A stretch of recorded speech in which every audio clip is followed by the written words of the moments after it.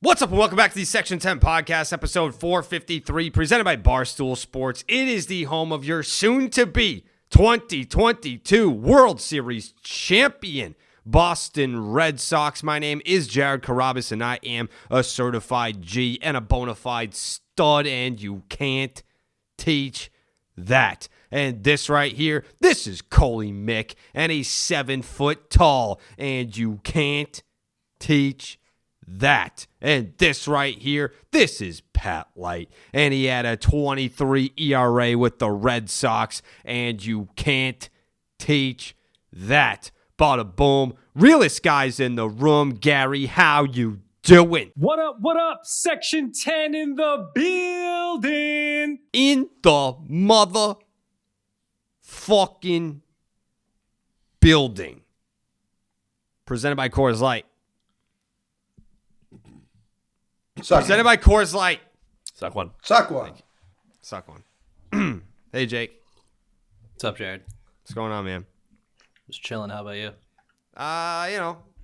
Fucking waiting for baseball. Just waiting for Same. baseball, Jake. That's all I'm doing every single goddamn day, looking at Jeff Passan's Twitter account. That fucking geek every day tweeting, they met today. We don't know if there's going to be... we do know that there's no deal. Didn't expect a deal, won't be a deal. Every day.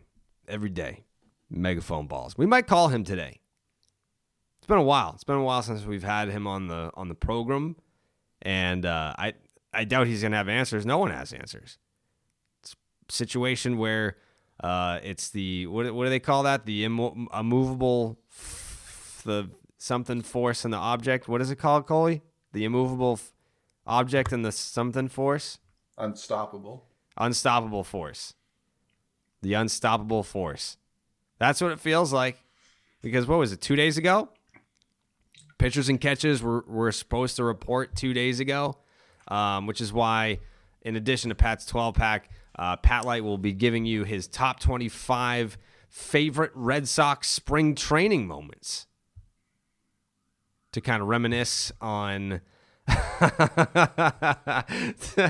in the spirit of spring training, because, listen, this is a Red Sox podcast. It's always been a Red Sox podcast. Top 25. Top 25 Red Sox spring training moments. Coley and I will throw out a couple. Jake, I'm sure he has a couple. Yeah, some of his own. But yeah, this is the time of the year where baseball fans start to get that little tingle. They're like, oh, baseball season's right around the corner. Pitchers and catchers are reporting. And some guys are already down there, like we mentioned before. Some of the pitchers actually have gone down there. But some of the position players are like, yeah, I don't know. Like I made plans for the first week of March because there's no fucking chance that spring training is going to be underway by then. So, yeah, I'm looking forward to the top 25 Red Sox spring training moments, because there's been a lot. There's been a lot of memorable things that have happened in Red Sox spring training history. And I feel like if you're listening to this podcast, you just want any shred of Red Sox baseball that you can during a time of the year where you're used to guys showing up and those sounds of players showing up playing catch, the smack of the mitt. Is that what a cure for depression that is this time of year. You got seasonal depression, then you start seeing your favorite baseball players showing up to camp and they start playing catch, and just hearing that, ooh, that does something. What's that? Serotonin, Coley? Dopamine? Yep. What's the difference between serotonin and dopamine? Oh man, we don't have nearly enough time for that. I mean, give me like a. Hold on, Pat's coughing. Give him a second. Yeah, you all right, Pat? I'm great, thanks. All right. Is there like a brief synopsis that you can give on the difference between dopamine and serotonin? No. All right. Okay. So that's really what I'm looking forward to. Is we can't give you that. Actually, you know what, Jake? You can do us a huge favor right now. I'm sure you can find it somewhere, but we don't have to hear it just us. But if you can find just like a video of two pals playing catch, just to hear that smack of the mitt. I just want you to play it right here.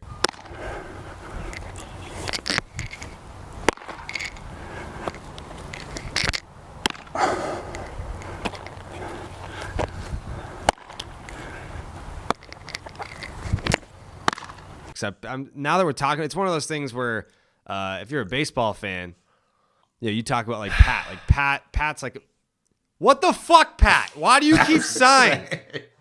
That was insane. People, what are you doing? I got multiple tweets last week being like, oh, Coley's breathing into the mic. Pat literally keeps the mic in the back of his throat the entire episode. It's not even that. Further from my mic. I appreciate that he has the mic up close because it's better sound quality, but it's not that you're capturing Pat breathing. You're capturing Pat in real time, rather be anywhere else in the world but right here. Like he's not even like waiting for breaks in speech. He's doing it while we're talking. Right.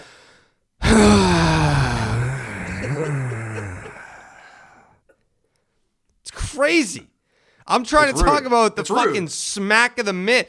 And maybe I'll give you an out here, Pat. Maybe you could jump in right here and be like, man, I miss when I used to fucking play. Like all this talk about showing up to spring training and playing catch when you first get there. Like, oh, I miss that smack of the mitt. And then I'd be like, well, how much smack of the mitt was there? You fucking airmail everyone you ever played catch with in your life.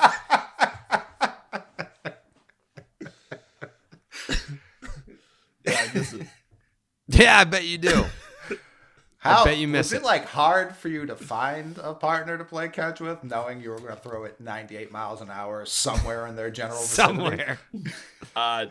I didn't have control issues when I was playing catch. It was only when I was in the game. That's not true at all. It's accurate. Yeah, it is. I mean, we have video proof that sometimes if you're playing a little catch with someone, that it's not always the most easy task for you.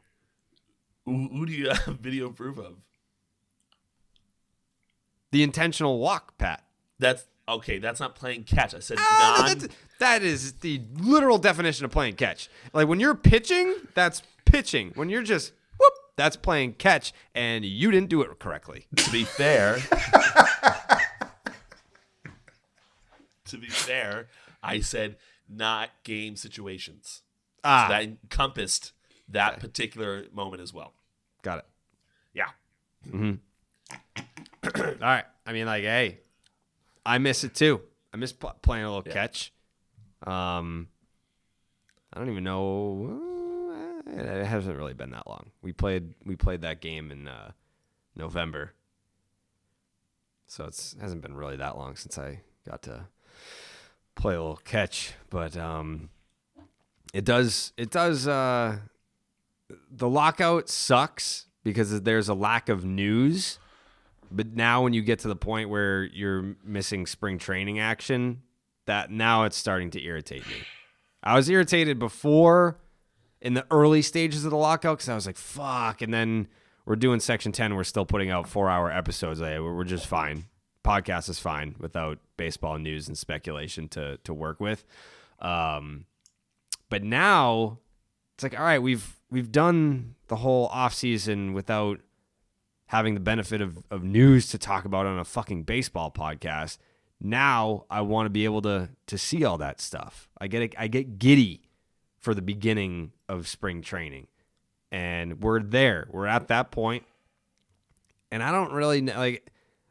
I feel like I've been following the Tyler Skaggs stuff on Twitter way more than I've been following the labor negotiations. Like I don't even know like where we're at in the labor negotiation. Like people will be like, "Oh, when do you think they're going to start?" I can only tell you that I've talked to like players that are just not expecting to be on the move until like late March or something like that. So we're in mid-Feb. The Matt Harvey, if like I get on the MLB a lot about because they fuck up a lot and they deserve to have someone on their ass. Mm-hmm.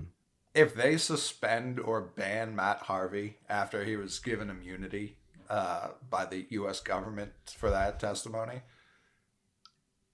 Manfred should be erased from the planet. Like he should not. Like that's not how immunity works. No, and I get like MLB didn't technically grant some immunity, I guess, like the government did. So that's, I guess, where they would be like, well, we never promised shit. But you talk about maybe the worst precedent that could ever be set. No one would ever speak again out loud. And it's something I've been like thinking about writing. I haven't decided if I want to or not yet. Like in the NBA on tomorrow, Friday, the 18th, Tyreek Evans is to be reinstated from a 2+ year banishment from the NBA for drugs. And we don't know the drugs. It's been insinuated, but only insinuated. It hasn't been reported on. They pretty much stuffed him into a dark room and said, we'll see him maybe never again. They did the same thing with OJ Mayo. Like, and then this Harvey thing comes out and he gives his testimony. Extremely candid. I guess testimonies have to be candid by nature, otherwise you go to jail. But a very open testimony, was saying a lot of things I don't think many people saw it coming. Even implicating the NHL and professional hockey as he was speaking. And it's like, all right, so you have these 3 major sports. Somehow the NFL hasn't got tied up in any of this. But you have 3 of the 4 major sports now openly admitting that there is a drug problem, but the drug problem isn't that players are doing drugs. It's that they don't even address that players might be doing drugs. They try and distance themselves so much from, like, these players at the end of the day, yeah, they're incredible athletes, but they are just human beings. Like, human beings drink, they do drugs, they have mental problems, they're perfectly normal and don't, like, are just milquetoast. They don't care about anything about, like, they get every variety of person when you get this many professional athletes. But the fact that they suspending Matt Harvey for being open and honest, like, his career is pretty much over anyways. Like, he's fine. He's okay. He's fine. But suspending him now, when they obviously, like, they just turned a blind eye to it. It's the same thing with the steroid shit. Like, they turned a blind eye to it. You can't punish people for something that you weren't enforcing just because they were open and honest about it. Because if they suspend him, no one's ever going to sign him again. He'll be blackballed. And again, like, they can use the Kaepernick excuse. Oh, he wasn't that good anyways. He was on his way out of the league. Like, they can just make shit up. And when the MLB specifically owns their own narrative, they just fired Ken Rosenthal from MLB Network because he said one slightly disparaging thing about the MLB. No one's ever going to report on this stuff if they physically can't. Right. If you have any ties to the MLB at all, any relationship, you know they will end that bridge if you say one single disparaging thing about them. What? Now you're going to suspend and blackball Matt Harvey because someone died. Someone died. This should have been more open and talked about. Every league is so afraid of another Len Bias situation. Rightfully so. You don't want that to happen. Pretending it doesn't happen is not the way to fix that problem. Pretending drugs aren't taken by human beings is how Tyler Skaggs ends up dead. Because if there had been more open communication, if the Mets and the Angels had known more about their players instead of pretending they didn't see it, then they can get these guys real help instead of just treating them like assholes. And then maybe Tyler Skaggs is still here. Maybe he's not taking the mound feeling loopy because that's what he wanted to do. Like, what are we talking? Like, objectively horrible job by the MLB. And they appear to only want to make it worse, not better. By suspending Matt Harvey. Like, who, by the way, what player would ever talk again? Yeah, the thing about Matt Harvey too is, from, like, people reached out to me that are kind of like close with him, and because I didn't really say anything about it on Twitter or anything like that, but people are like, yeah, like, he's kind of like, he's cleaned himself up in, like, the last couple of years, yeah, and, like, he's made the changes, and now because he's being honest about his situation and what went down in Anaheim, that he's going to be punished for it during a time where he's been on the straight and narrow, and which will likely lead him, or not likely, I don't want to paint with a broad brush, but very well could push him back towards those things that he's already removed from his life. Right.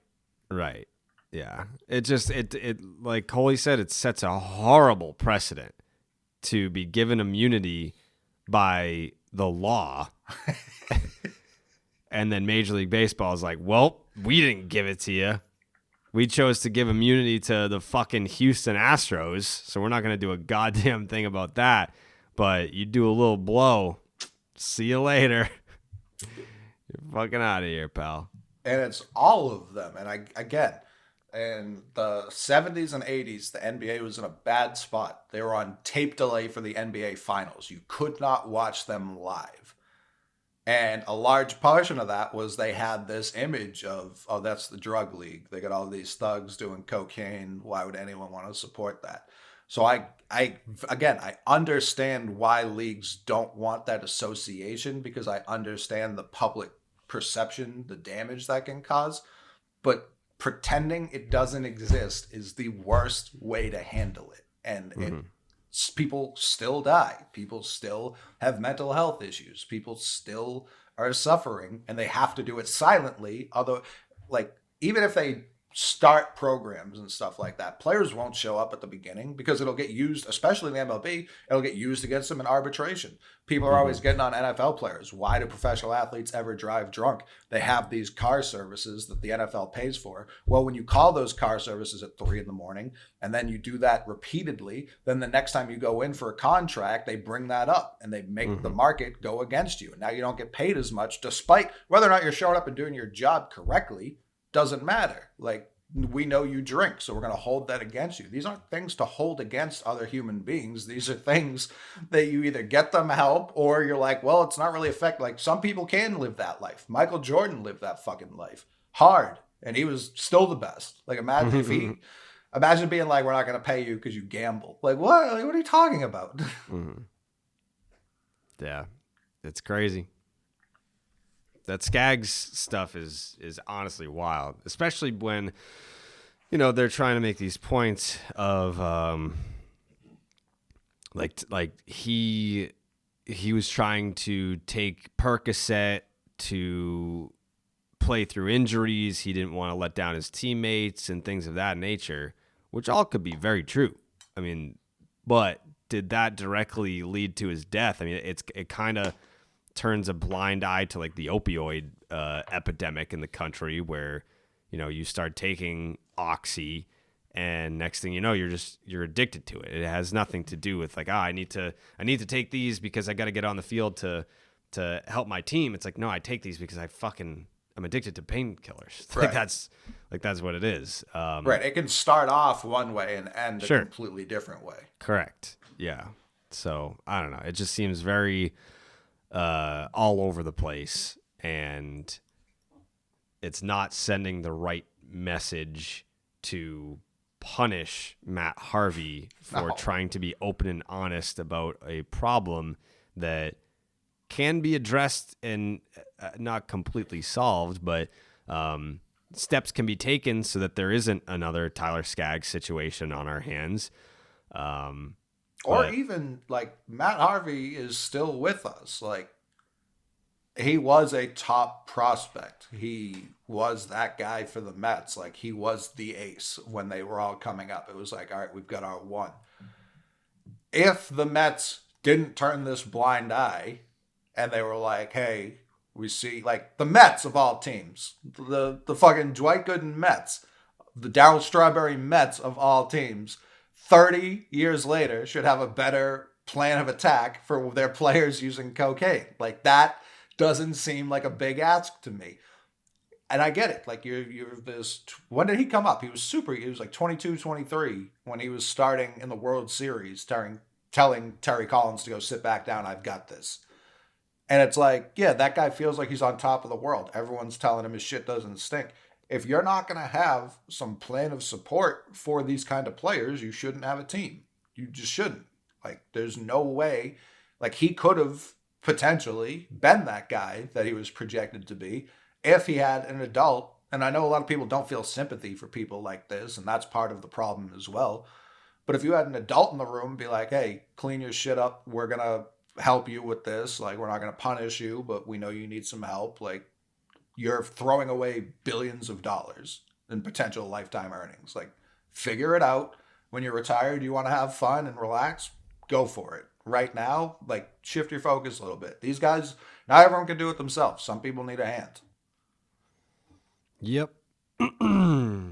Yeah, I mean, it does make you wonder, though, how widespread of an issue it is. Kind of just sounds like we never would have known, period, if it weren't for the Skaggs tragedy.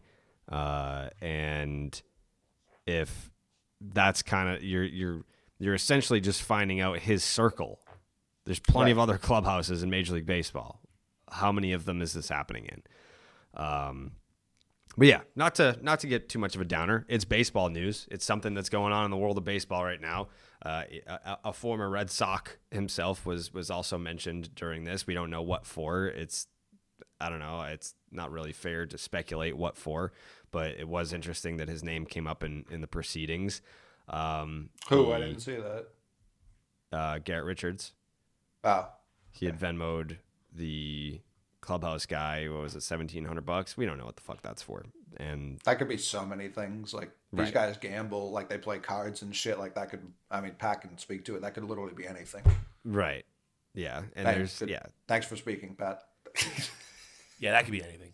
Thank you. Thanks, Pat. But do you have, like, genuinely, is this, because this is how, like, the media is going to act. They're going to act like this was an isolated incident. They're going to punish the one alive person they can punish. I wouldn't shock me if they tried to punish Skaggs also. That's how bad of people they are. But, like, is this I don't want to say widespread problem, but is it more prevalent than they're going to make it out to be?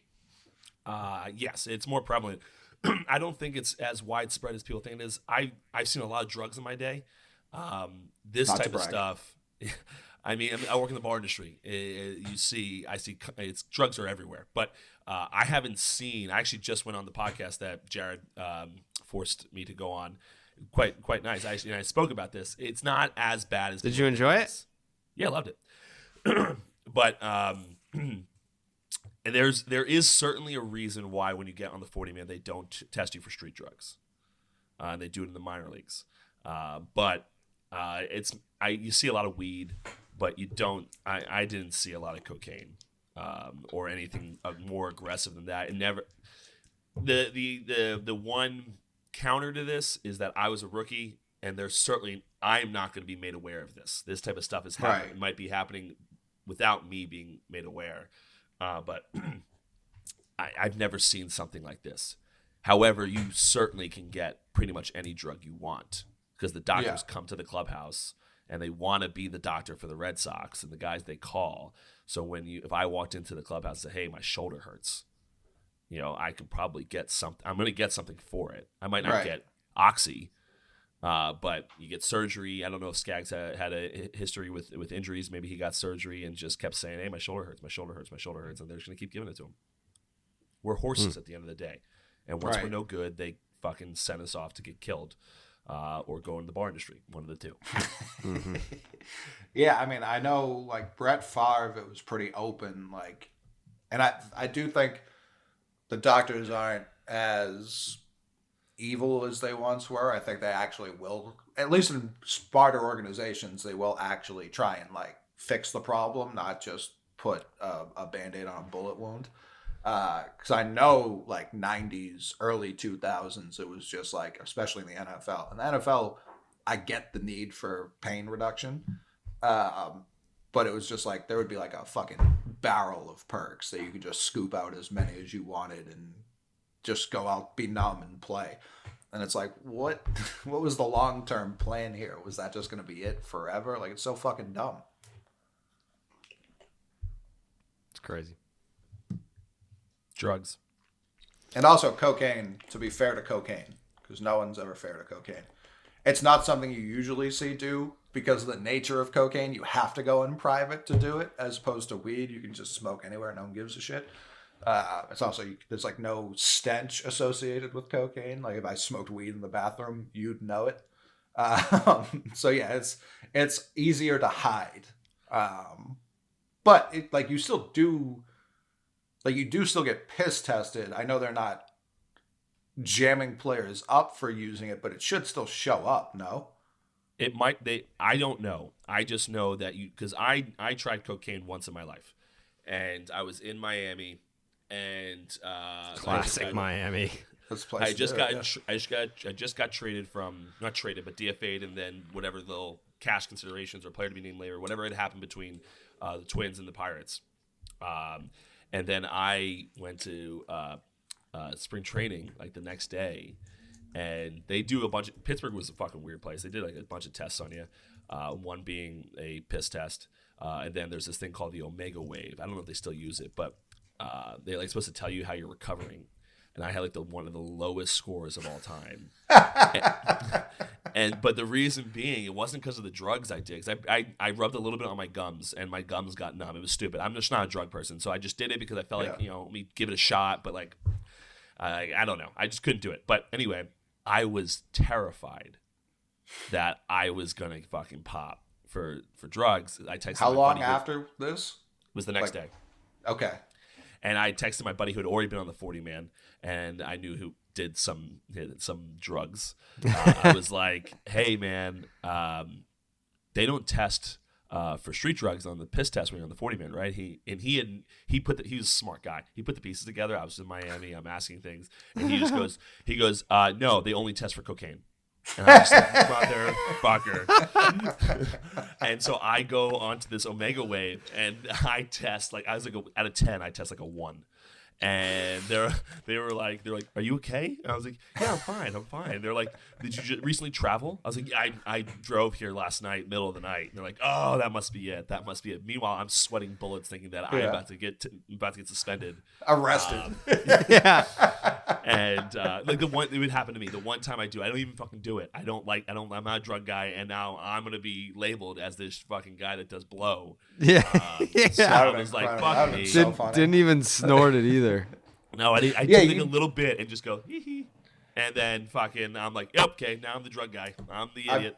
If I remember correctly, I haven't had to worry about the piss test world in a long time. If I remember correctly, cocaine gets through your system about the quickest of any of them, especially when you do it like a pussy, like you did. But that was part of the reason, and this is completely unconfirmed, but I know it stays in your hair longer than your blood, which is why a lot of people... Weed's was it all drugs? That stay in your hair? It could be. I know your hair holds like a lot of who you are in it. Like that's why it's used as DNA.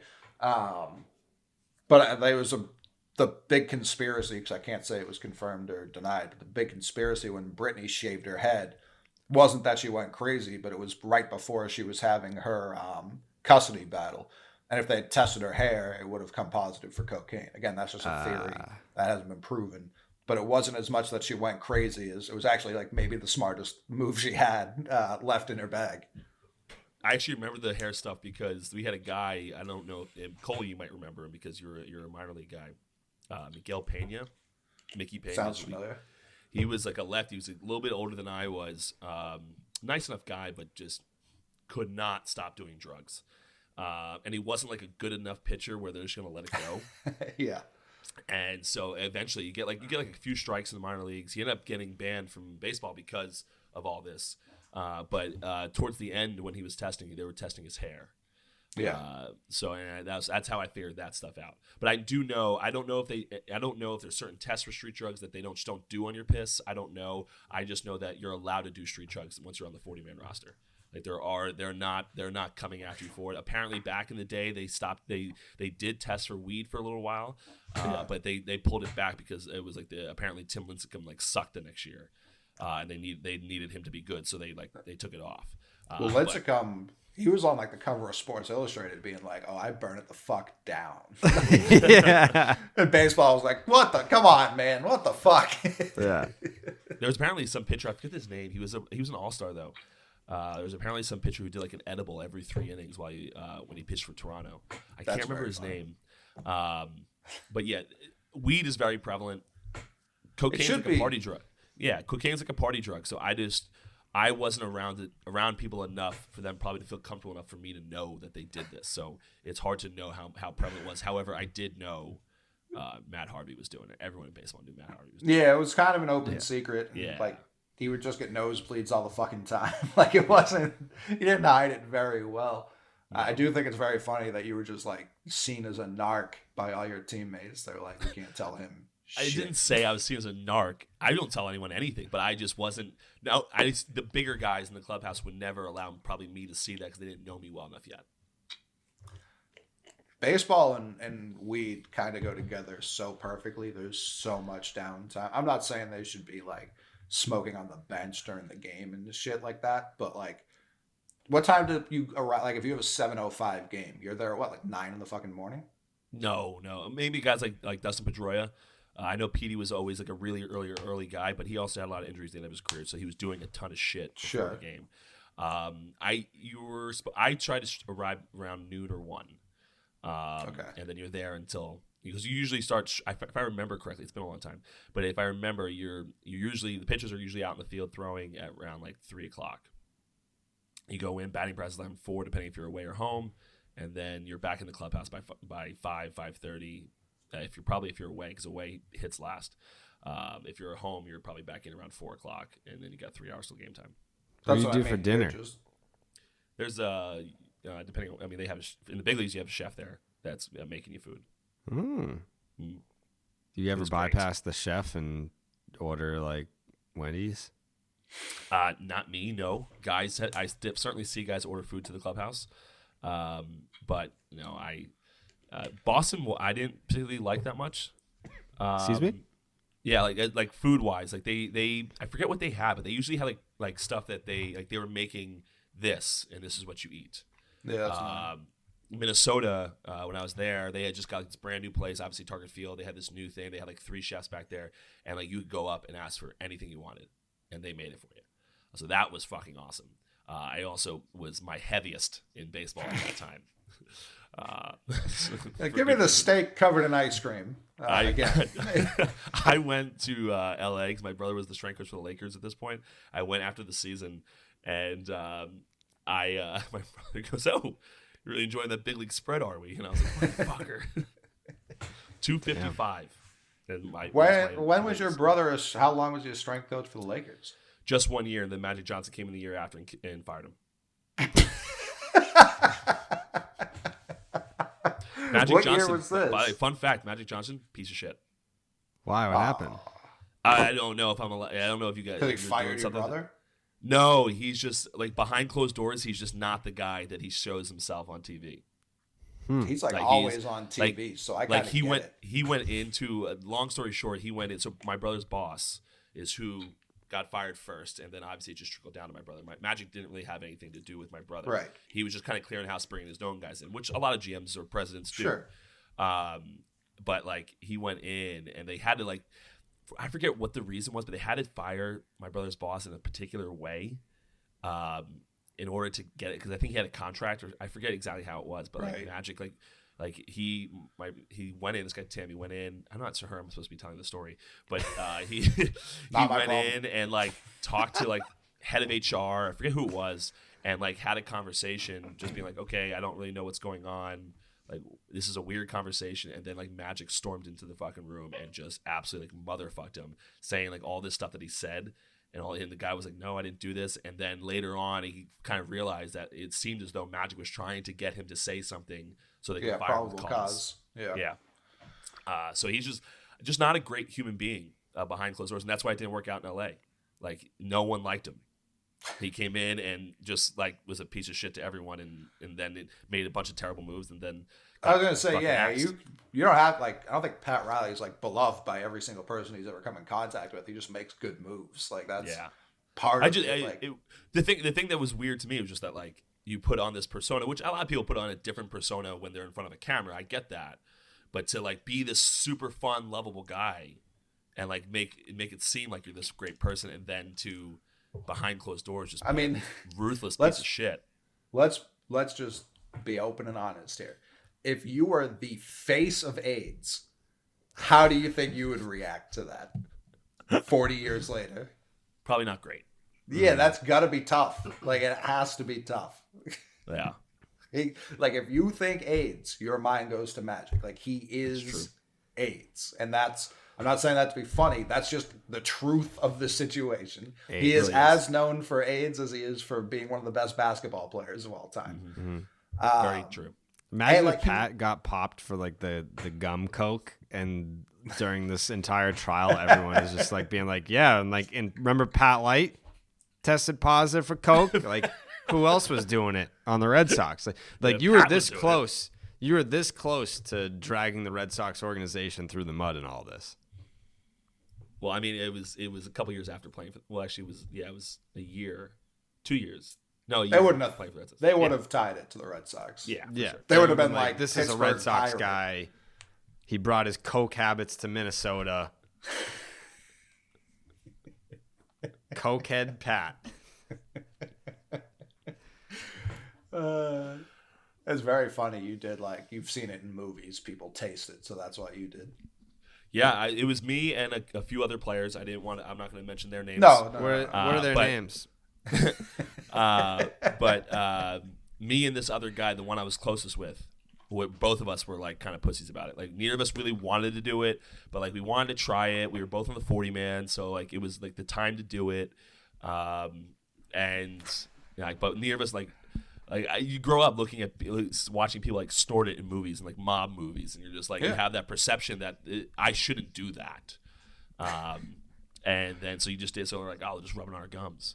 So we did that, and then I like an hour later, I was like, yo, do you feel anything? He's like, no, my gums are tingly. I was like, yes, same. This is stupid. Yeah, it's super overrated. I don't.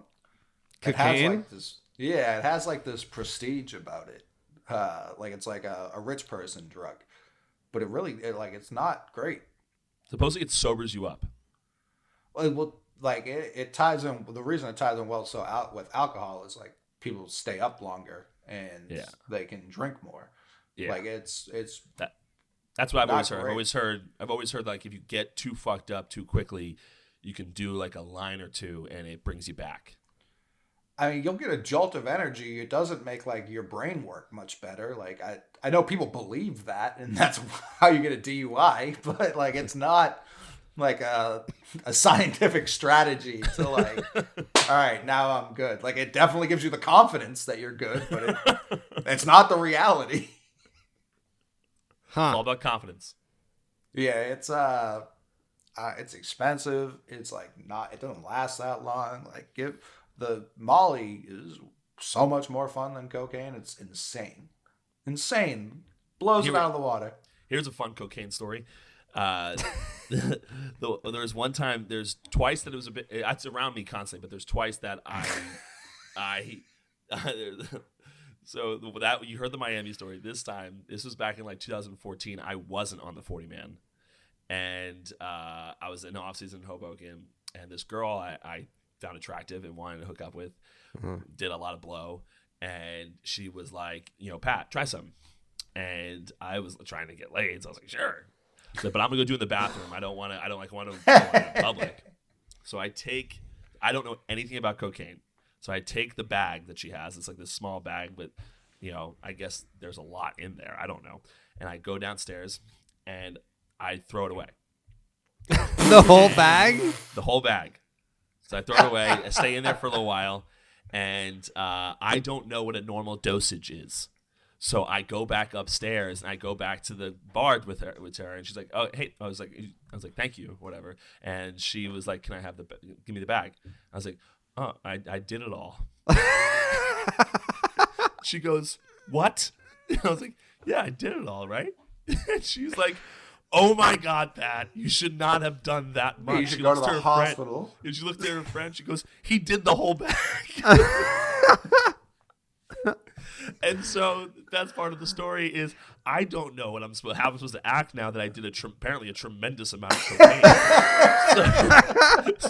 So I'm sitting in the corner like pretending to twitch and like be like all hyper, even though I'm not at all, but I'm pretending this way because I think I apparently just did like an absurd amount of cocaine. I had to pretend like I did this.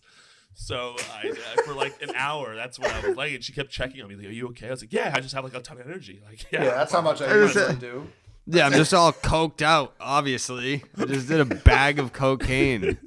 So that's my fun story about cocaine. Of me, Like, not so actually she gave you a rock, pretty much. I don't know. She gave me the bags are small. Yes. Yeah. So, but like a person who has no clue anything about drugs Right. was like, "Oh, this is a small bag. This must be one dose or whatever, one line or whatever this fuck is supposed to do." So, but it was like a lot apparently. And Yeah, because I'm sure it was still in a rock. Like, most people don't carry around it in powder. Like, it's usually still a rock, which you then break down into much small. Which people, I think there's a stigma about people being like, I don't know much about drugs, and that's how you end up saying you did like 3 grams of cocaine in 10 minutes. It's like yeah, that woman sucked because she absolutely, if she thought you did that much, should have called 911. well, Without she's not the question. brightest girl. No, like you Well, would have died. granted, she has some guy in the corner just twitching, pretending. Did you ever confess to her that that's what happened? No, Did you end up hooking up with her not that evening, but yes. eventually? She Eventually, was like, yes. I gotta fuck the cocaine stallion over there. Yeah, the guy fucking is- Unbelievable. Got the nostrils like a cocaine vacuum. king. Yeah. Pat Light, the Colombian prince. Just 3 grams, a whole 8 ball. That's how I start Not my an night. issue. That's just me. I don't know about you guys. I don't know where you're at on this, but this is how I get down. Yeah. It would have been funny if she handed you the bag. You were like, this is it? All right, I guess. Thought we were having fun tonight. Yeah. I thought.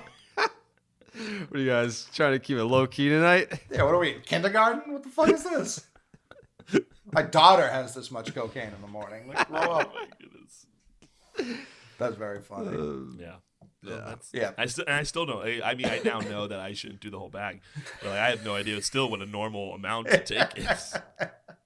Yeah, I mean, it would be like, is there a normal amount to drink? Like, is there a standard amount to eat for a person? Of course not. Like, it's case by case. For you, it's Exactly. I do at a whole time. bags. Yeah. Yeah. Yeah. I need 1 kilo to start my night. Then we'll see. I'm glad that you didn't try to do the whole bag to impress her, because then you would have died. Yes. No, I'm not. I don't want to get laid. I get laid enough. I didn't need to get laid that bad. Yeah. But yeah, I just There's got to be like coke dick too. Like, I feel Oh, like sure. that's a thing. Yeah. Yeah. You can't come and you get hard, but not nowhere near like full mast. So it's like, it's not great. Yeah. I had I'm not a that big happen whiskey with dick guy. tequila. Yeah, Tequila do you- does it for me. Could you still perform? Nope. No. See, I can still perform. I know. I just won't feel it. I can call it immediately. Like, it's if you're in a position where she's like going to town on your dick, and I'm just like, hey, I'm not even the slightest bit turned on. I'm just like, hey, it's not happening. Like, it's not happening. Like, I've had 30 fucking tequila shots. Like, let's call a spade here. It ain't happening. And then you get the girls that are just like, no, you kidding me? Like, I'm so hot. Why wouldn't you get hard? It's like, because I had 30 tequila shots. That's why. Yeah, I can't feel anything. Yeah. I don't know what's going on right now, but it's not this dick. Which is why I just stick with Coors Lights. No, I thought about this too. It's a bad transition. I don't think they'd love it. I think we have to talk about something that doesn't involve drugs and death for like 5 This minutes. is why I stick to. This is why- I thought about it too. Like, yeah, I always pound chicks on Coors Light. Like, I don't think they love that. I don't think that's what they're going for. Which is why I stick to Coors Lights. Yeah, rock hard, just like those Rocky Mountains. That's what they call me. You have whiskey dick, not anymore. Yeah. Coors Lights. You wait for the mountains to turn blue. She waits for my mountain to turn pink. Which is why. Yeah. I just like Pack. Amelia says, which is why, and Chloe just goes, nope, No. we're not doing that. I thought about it. The second Jared started talking about, because while we were talking about cocaine, I was like, I know we have to do this ad. We certainly can't transition directly into that. And then Jared brought up tequila and not being able to get an erection. And I was like, could this work? Maybe not. Because I putting down the competitors. I get that, and I get you can only go up on CL. That's right. Which is why nope, we're not doing this. Pat, why don't you give us 2 inventions, and then I'll give you a little break. 2 inventions that predate 1950. All right. Well, I'll just make these 2 quick because we want to transition here. The first one, and everyone knows where we're going to start here because it's a pretty common list. The first one is the pencil. What year? Yeah. 1912. Wow, that is fucking. That's the year that Fenway Park opened. Yeah, well, coincidentally, when they were building Fenway Park, they were doing plans, and the pen was actually predating the pencil, and they just kept making mistakes on the blueprints, and they said we need to invent something else. Red Sox invented the pencil. Right. So they did that for Fenway Park. And number 11, of course, is, like I just said, the pen, which was created in 1885. Ooh. 1885. They used to slaughter hogs because their blood was a certain consistency that was originally the first ink used, and they had to write with it, so that's why they slaughtered hogs, obviously for food as well. But 1885 was the pen. Okay. You know what my favorite pre-1950s invention is? What is it? The Coors Brewing Company, which was founded in 1873. Wow. That's a long time ago. Super long. Coors Light wasn't invented until the 1970s, and man, oh man, am I glad they did. Not that I don't love an iced banquet beer, the full Coors experience, but there's just something crisp and refreshing about a Coors Light that you just can't get anywhere else, especially when you feel like you're always on. And when I need a moment to chill, I reach for a gosh darn Coors Light 10 out of 10 times. That's how I hit my reset button. So I can take one of those patented Pat Light size and get ready for what's next in my life. Because these days, everything truly is go, go, go. It's nothing but nonstop hustle all of the time. That's why I reach for Coors Light. It's made to chill. Literally made to chill. It's the only beer out there that is made. It's cold lagered, cold filtered, cold packaged. It's like no one else is doing that. Everyone else is working in these hot conditions, making you a sub-quality product. Not Coors Light. Not now. Not ever. The mountains on the bottles and cans turn blue when your beer is cold. That way you know it's time to chill. You don't do it before those mountains turn blue. You do it the second they turn blue, and you'll be happy for it. Pat, what's your third favorite invention, especially one you love to use while sipping a Coors Light? Well, coincidentally, number 10 is something just like that. It is the television, which was created in 1936, originally black and white.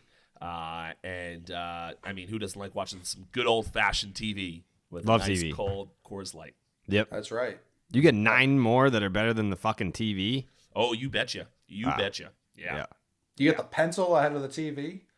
Pencil's No. behind the TV. The TV's ahead of the pencil. Yeah, I started from the bottom. TV's number 10. We work our way down. Pencil's 12, pen number 11, and TV at 10. Gotcha. All right. I think it's crazy that you did 2 writing utensils as if we need both. We definitely don't need both. And also, Well, it was- so the pen is better than TV then. No. No. 12, the pencil, number 11. Oh, I pen, thought. number All right. 10. Well, because you Yeah. originally said number 1. My apologies. My Pencil. apologies. That's hence my confusion. And then when you just said 11, I thought you just didn't know the order the numbers go. And B, I was very confused based on your previous clarification. Now I'm less confused. So you have the TV third. I have the TV at number 10.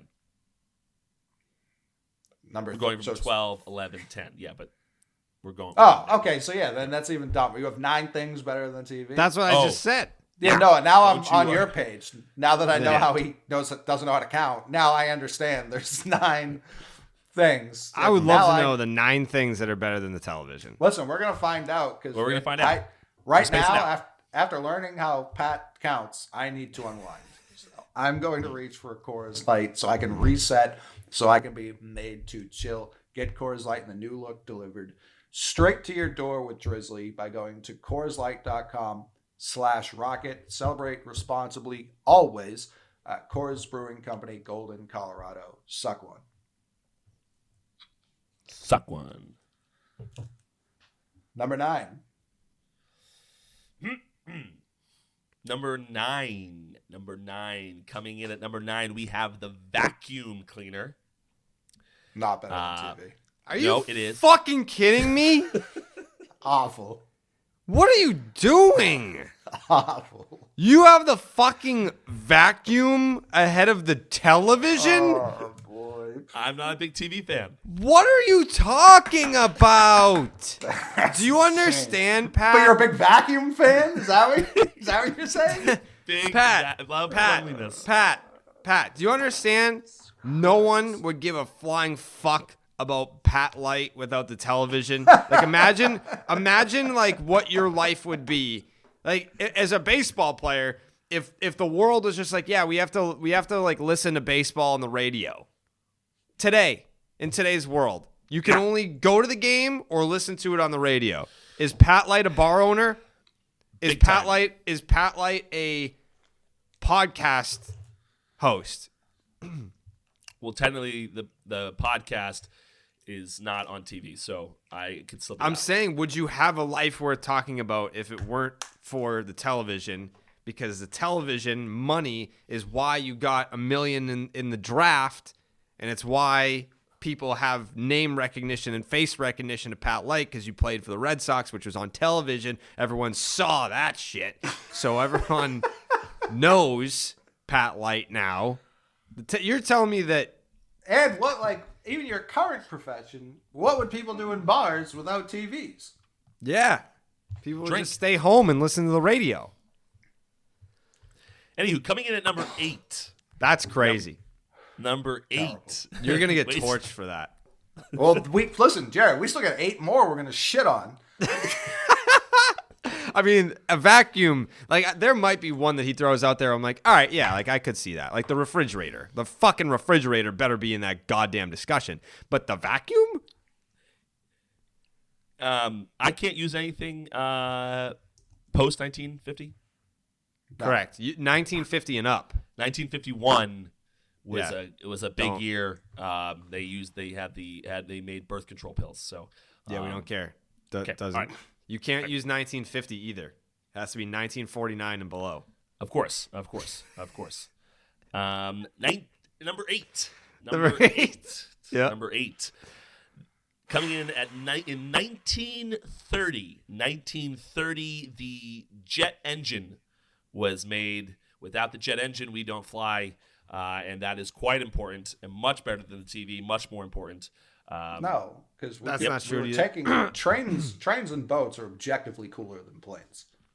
I mean, like, I like planes, but you know what I don't like? Planes that don't have fucking TVs, Pat. Those are the planes I don't like. Still more important than the TV. The vacuum. Could you fucking Jake? How many Tell people me. has TV killed versus planes? Riddle me that, Pat. That's a good question. I bet you. How many people die by using a vacuum every year? A lot. At least 7. Well, I'm gonna look it up right now. how many people die Vacuum-related by deaths? vacuum? Yeah. I'm sure they plug it in and the house explodes.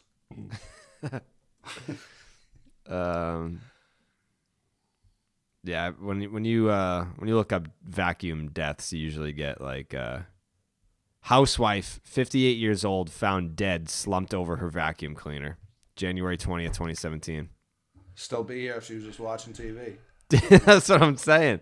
If she was just watching something on the tube, next thing you know, she lives to see another day. Instead, she's slumped over a vacuum filled with murderous rage.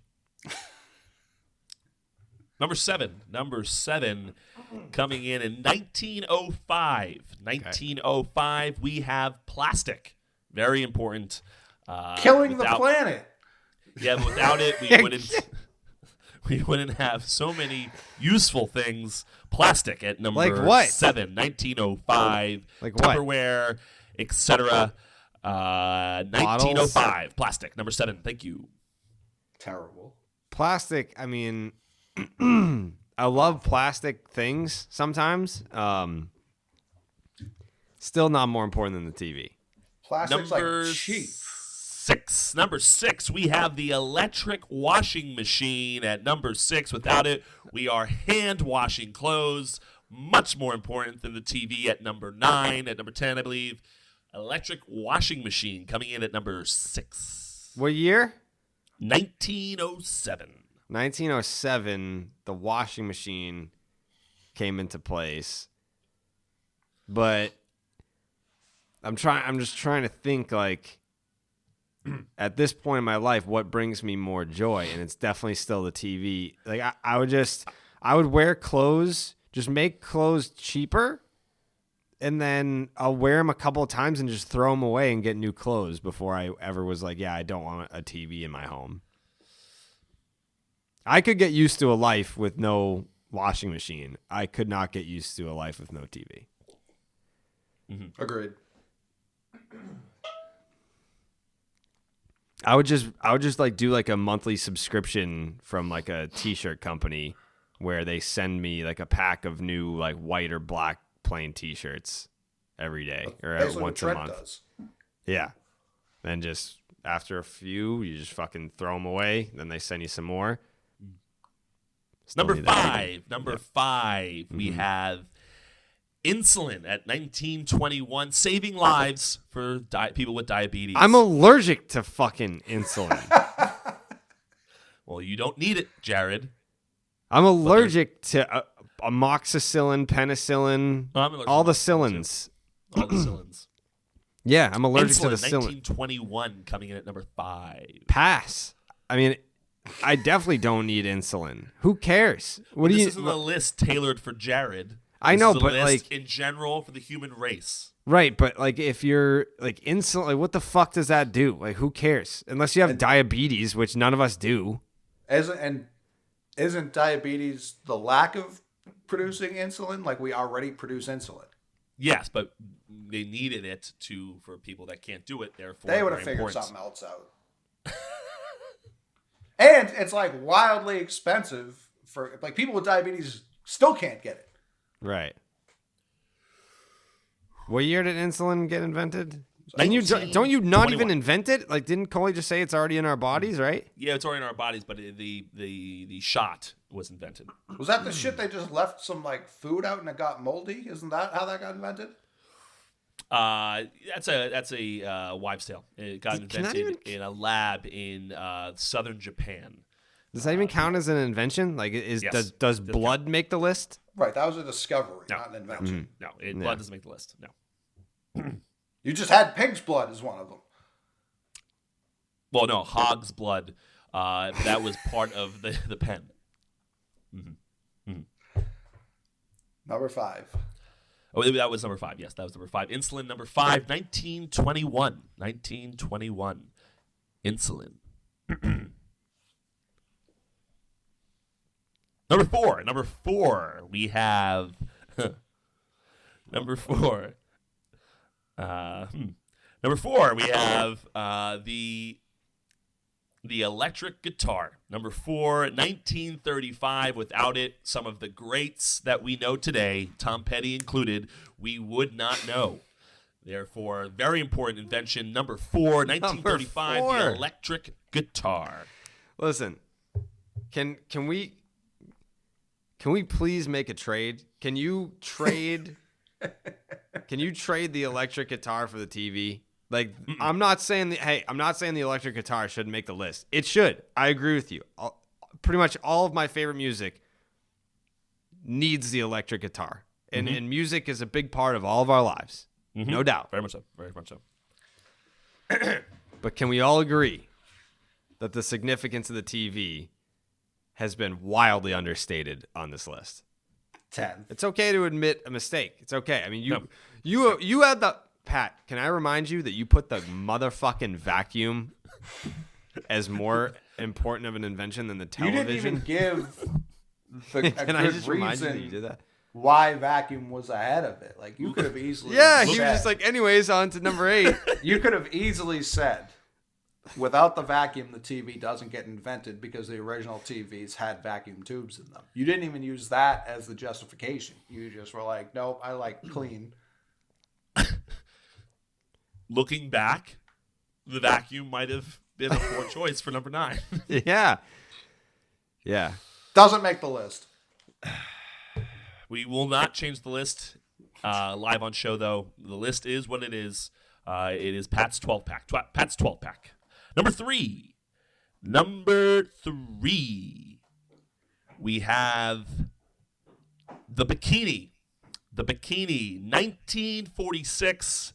I think we all love the bikini, and boy, do we. Number 3, the bikini. Without it, the beach would be way less fun.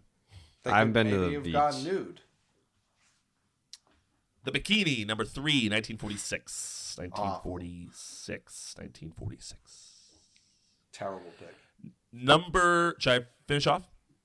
Number 2, yeah. Number two, we have a very important one. I loved for you to put the TV before this one. Number 2, air conditioning, 1902. 1902. Without it, summers would be brutal. Well, if we had never invented that plastic you love so much, maybe the planet wouldn't be eroding so quickly and it wouldn't be as hot. Just a theory. Just a theory. Just something to consider.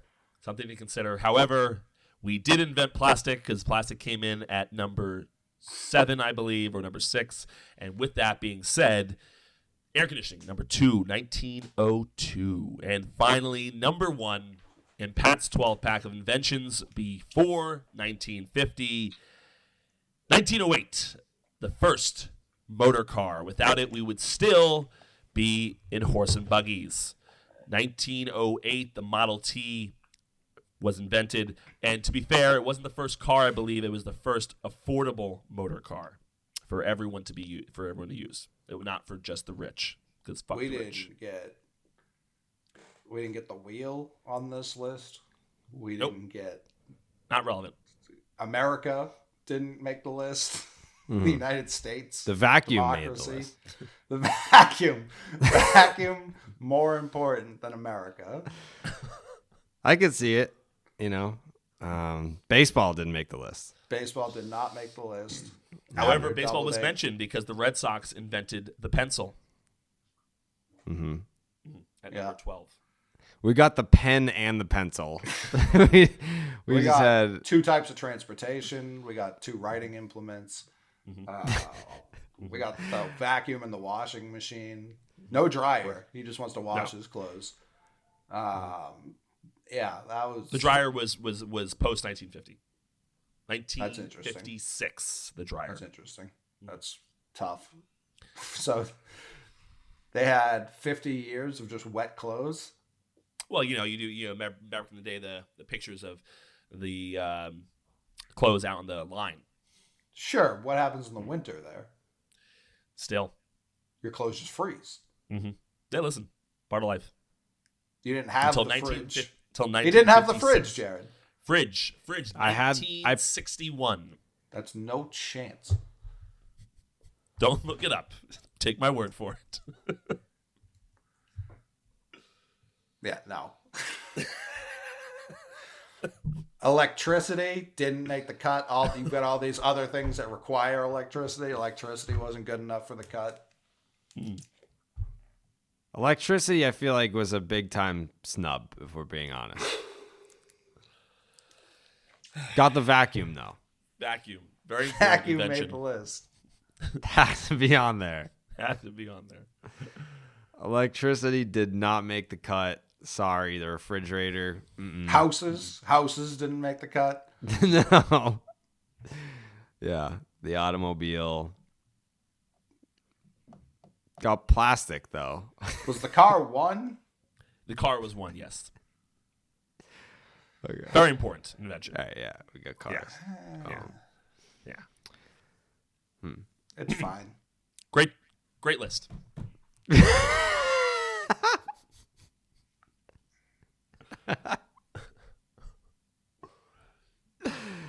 I mean, you might be the worst list compiler of all time. Phenomenal list. People are gonna love it. People are gonna love it. Mm-hmm. It's Pat's list. I'm surprised alcohol didn't make it. None of them. Well, you know. I don't know. I when I look at this list, the first thing I say is I don't know. Listen. Up and down it. I'm just like, I don't know how he stumbled upon that one. Mm-hmm. Well, listen. Yeah. Gave great points. Listen, the content creation game, as you'll learn, is a lot of list making and then arguing about it. And we just need you to be better, is all we're saying. Listen, I gave a lot of conversational topics about this. People are going to be talking. Plastic, like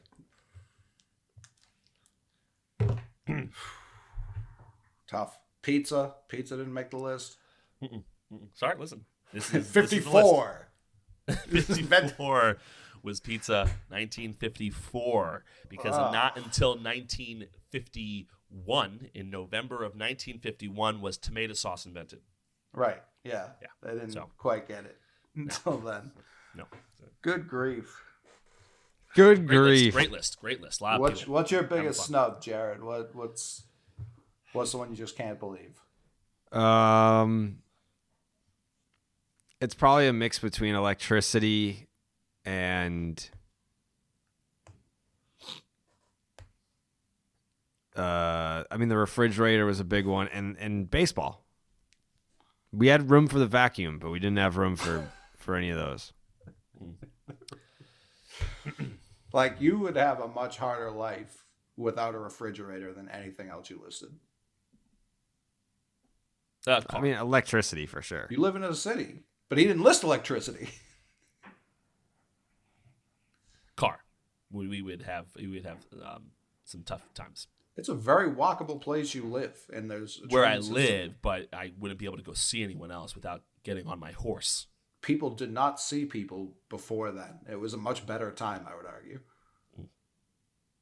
We know too much about each other. All of us. Constantly. It never ends. Constantly learning things about people. Always bad. Back then, you just couldn't. There were 7 people you met in your life. You didn't know even everything about them. It was better.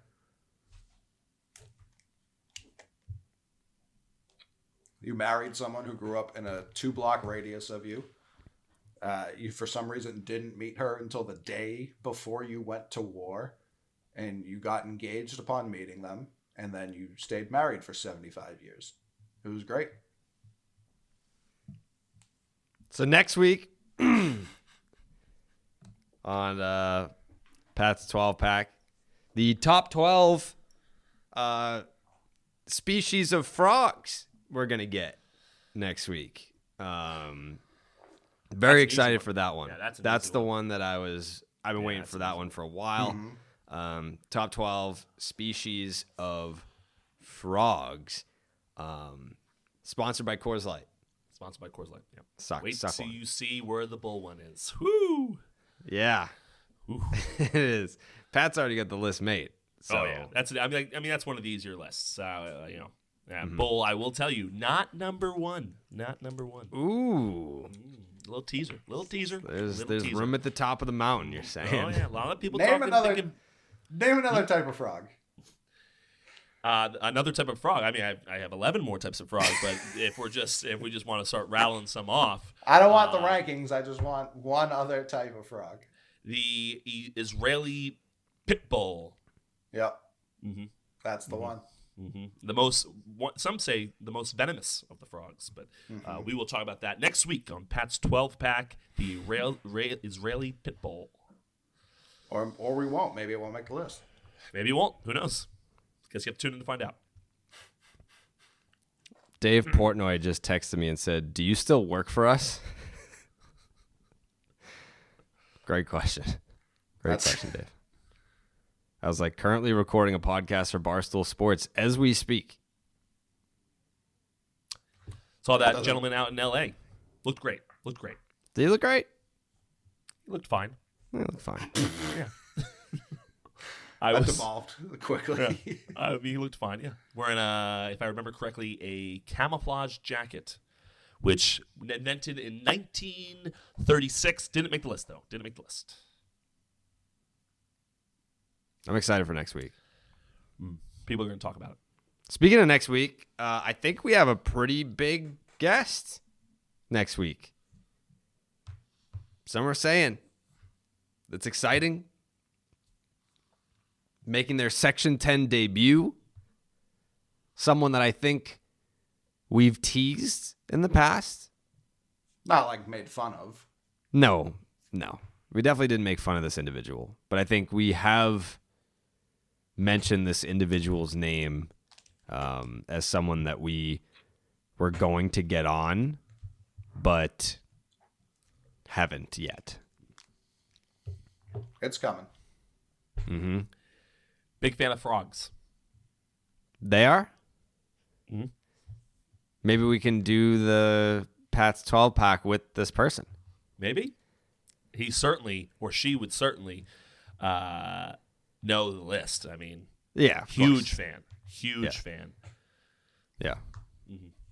I'll have to prep this individual ahead of time to be like, hey, by the way, we're doing Pat's 12-pack frog species, and if you want to collab with Pat. Nah, I want him on our side shitting on his list.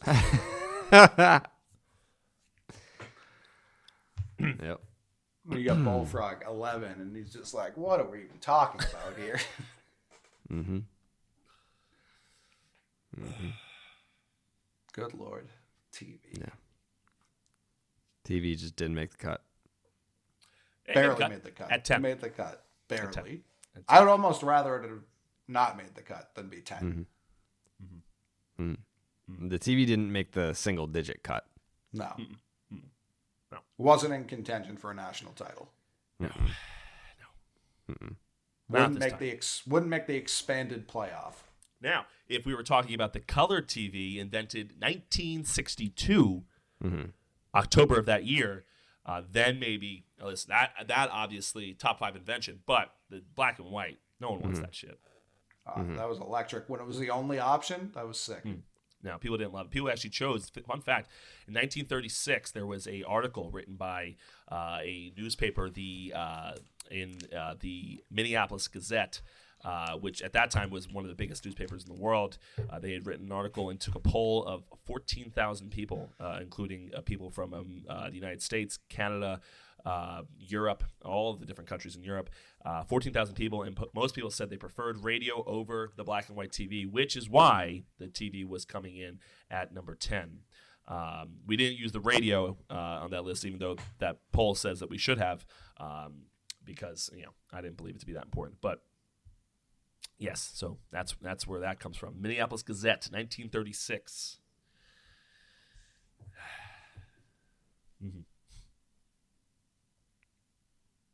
What else is there? What else is going on, huh? Well, 1936, the Minneapolis Gazette, the article was written by a gentleman named George Blankenship. George Blankenship, a famous reporter, and he wrote that article, traveled all to the different countries to get the proper list of it, not the proper list, but the proper poll, and to do all different types of people. So that's George Blankenship, 1936, in August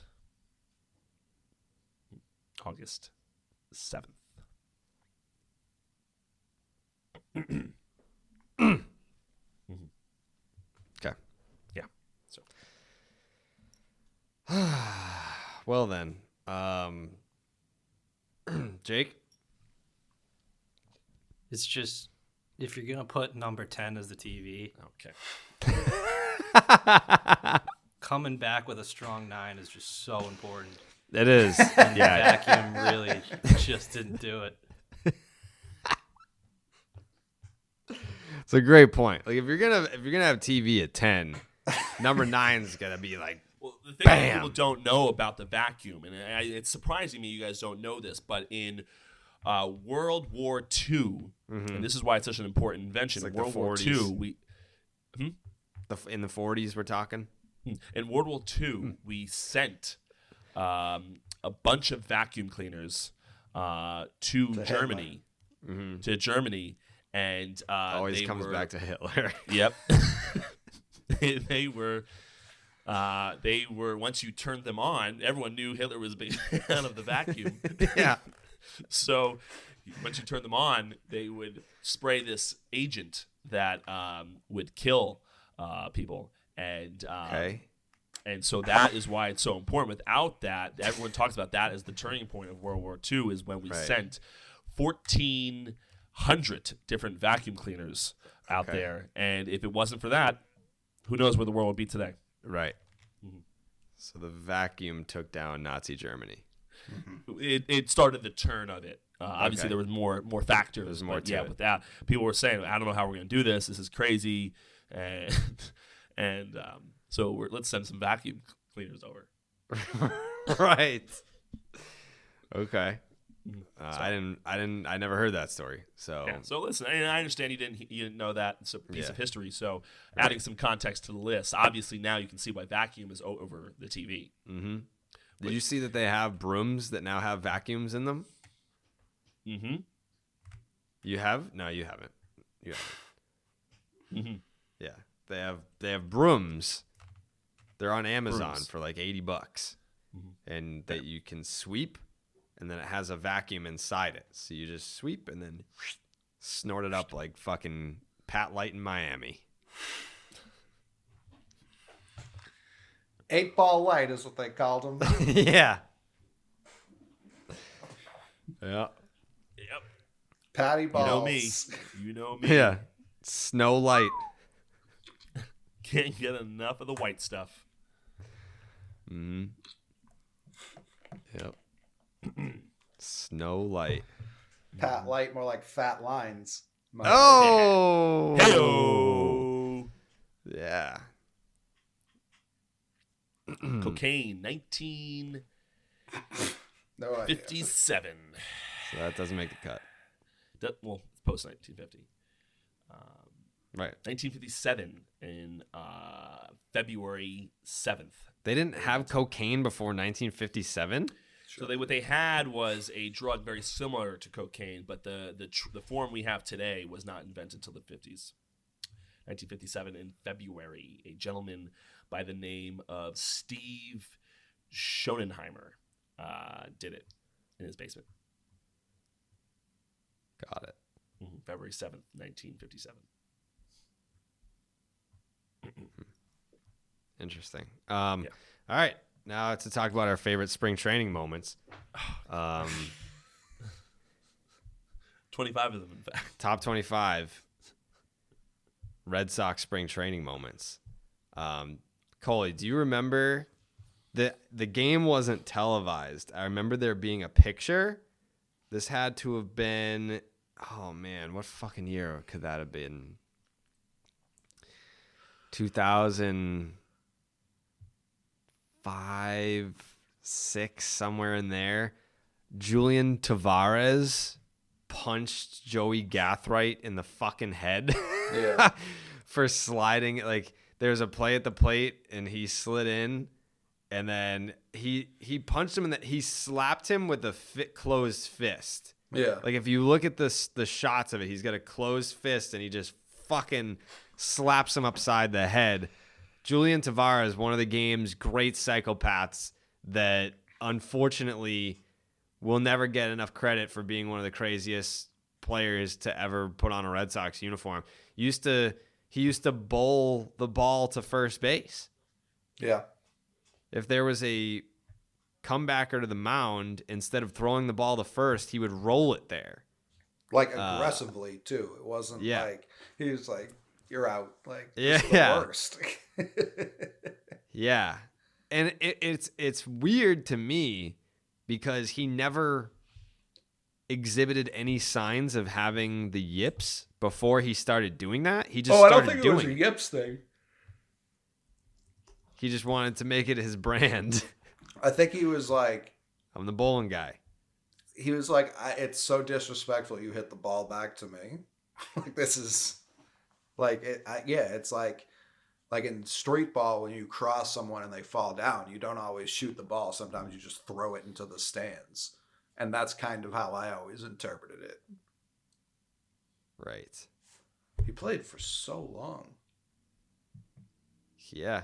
That was a great spring training moment.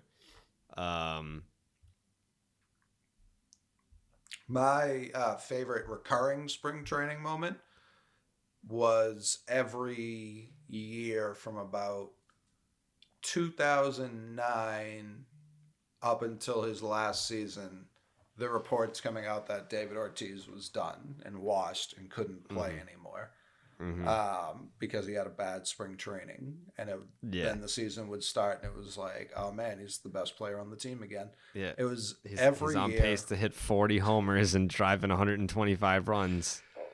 It was every year. Like, I'm afraid this part is going to be erased from the David Ortiz story. The fact that the Red Sox gave him 1-year deals for basically his entire career and just made. I think it was 06. They gave him like a 4-year deal, and then after that, it was all 1-year deals. The rest of for the next 7 years, it was just 1-year deal after 1-year deal, and people will tell you the story of him freaking out, breaking into the Terry Francona press conference, and being held back because the stat keepers took away an RBI from him. And it was he was freaking out because he literally had to go earn a new contract every single year. Mm-hmm. And that RBI was the difference between maybe getting a contract or maybe being told to leave.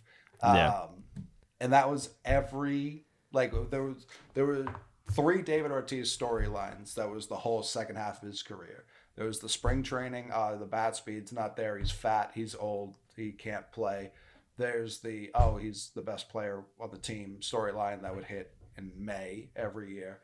And then there was the off season. Should we pay this guy or should we look somewhere else? That was every year was that cycle. And it was so fucking confusing. Just give him, I think one time he got a 1 year with an option. We gave him that finally. And that was his last 2 years. Yeah.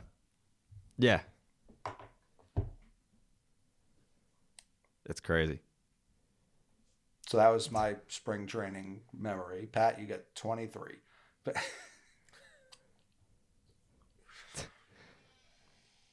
Dave, do other teams play colleges, or is that a Red Sox thing? I'm not 100% sure on that. I know in Pittsburgh we didn't. Okay. So it might just be a Boston thing. I'm not really sure though. I don't think the Yankees do or anything like that. So right, it's a very strange tradition. We play BC and Northeastern. Yeah.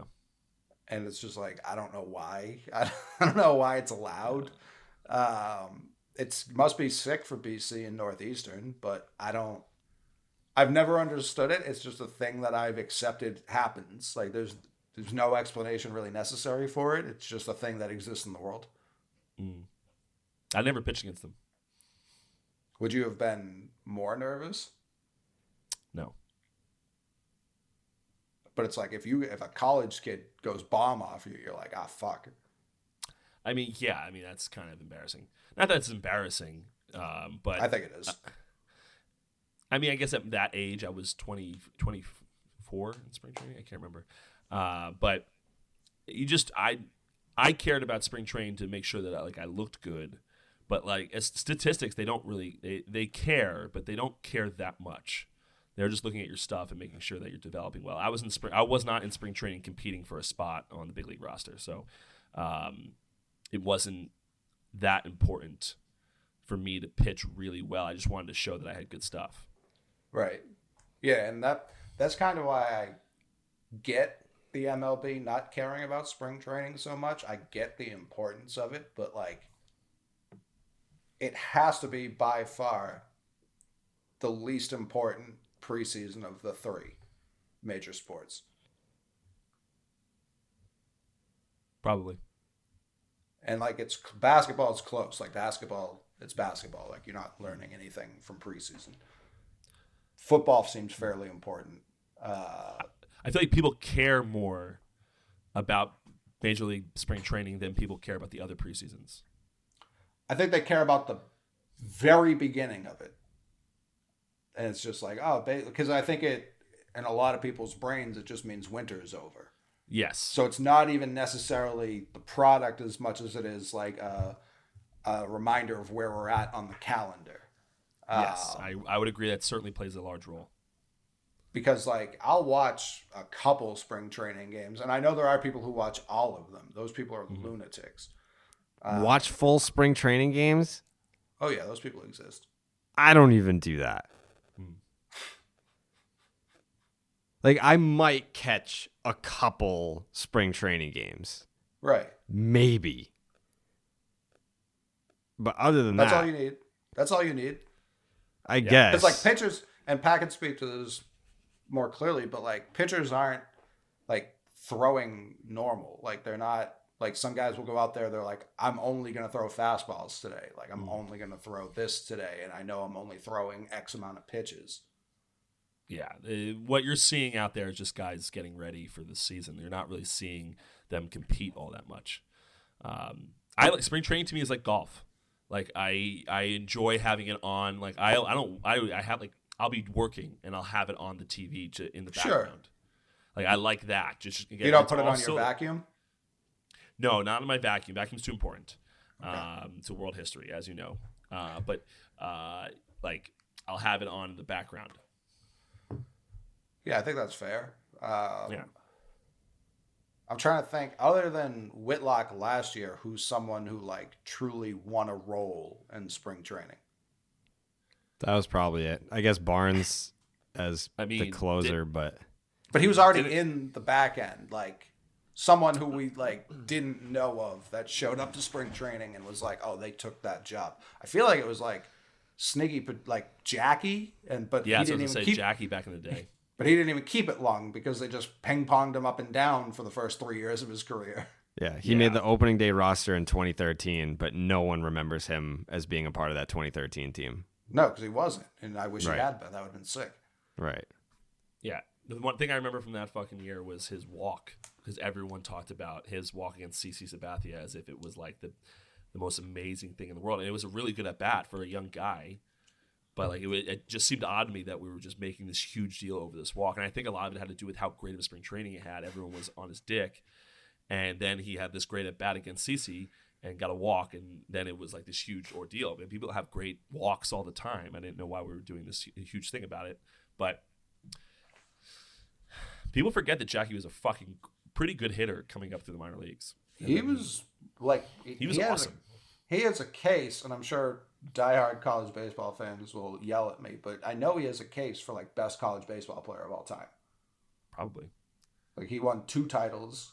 I think he won the award both times for like MVP of the tournament. If he didn't, I know he won it once. Like he was a monster.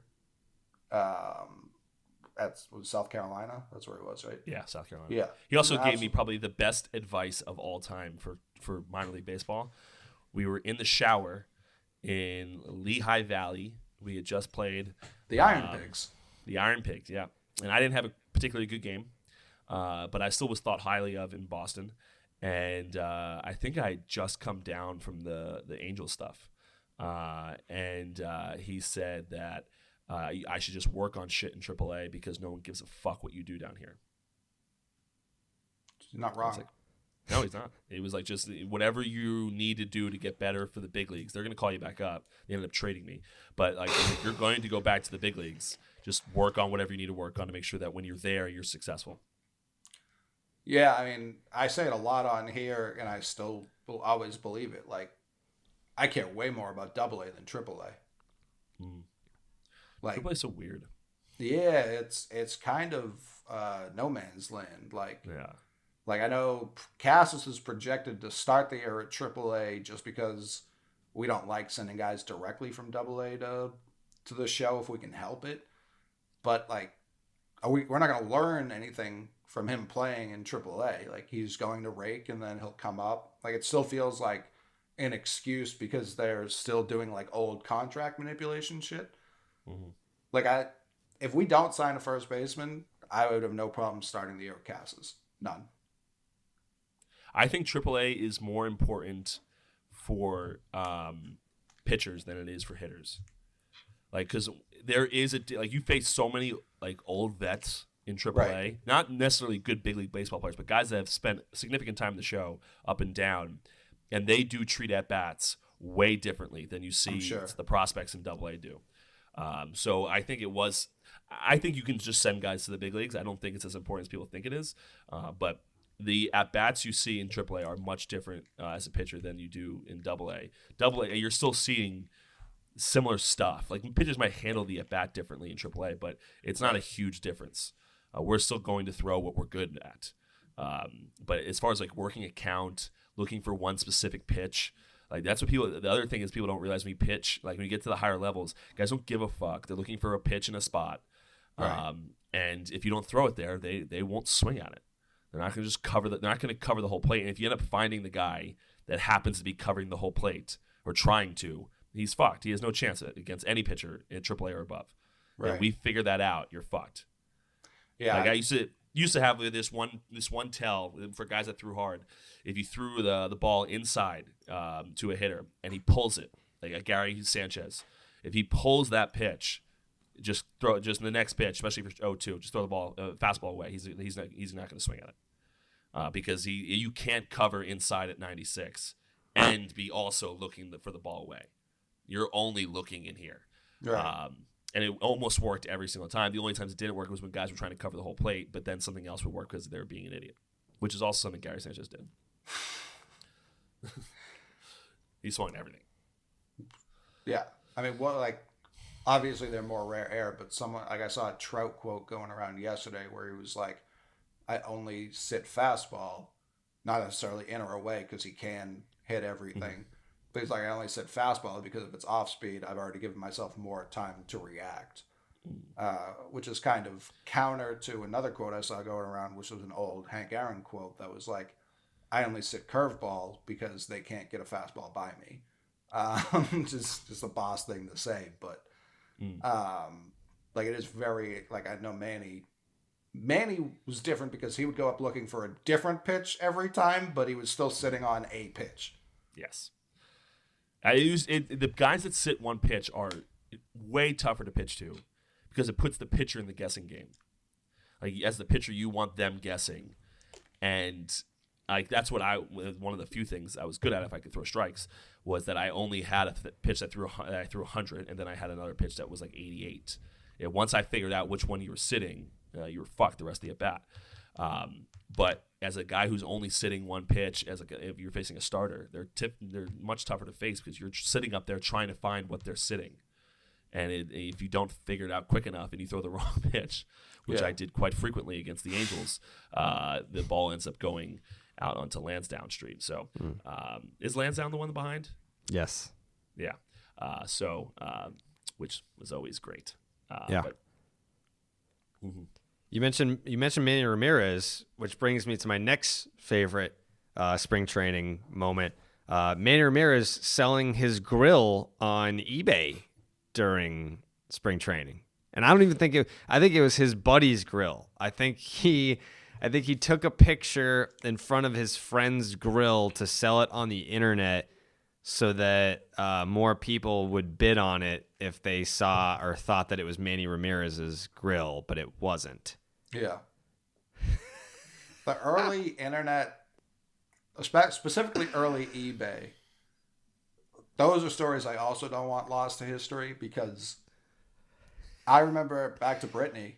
There was one time she was at like a Denny's or some shit, and she didn't finish her waffles, and the waitress put the waffle in a bag and sold it on eBay. I don't remember what it went for, but it was like a national story. Like you could own Britney Spears' half-eaten waffle. Mm-hmm. And it's like that used to happen early eBay all the time. That's what like eBay was for in the beginning. For the most part, yeah. And now it's turned into just like a large commerce spot where you can sell stuff on your own, but not necessarily. Right. And yeah, like, so I get why Manny would have done that. Like, especially Red Sox fans. Like, I'm sure a Red Sox fan did buy it. So I don't think anyone bought it because here's how it went down. This is from 2007, March 22nd, 2007.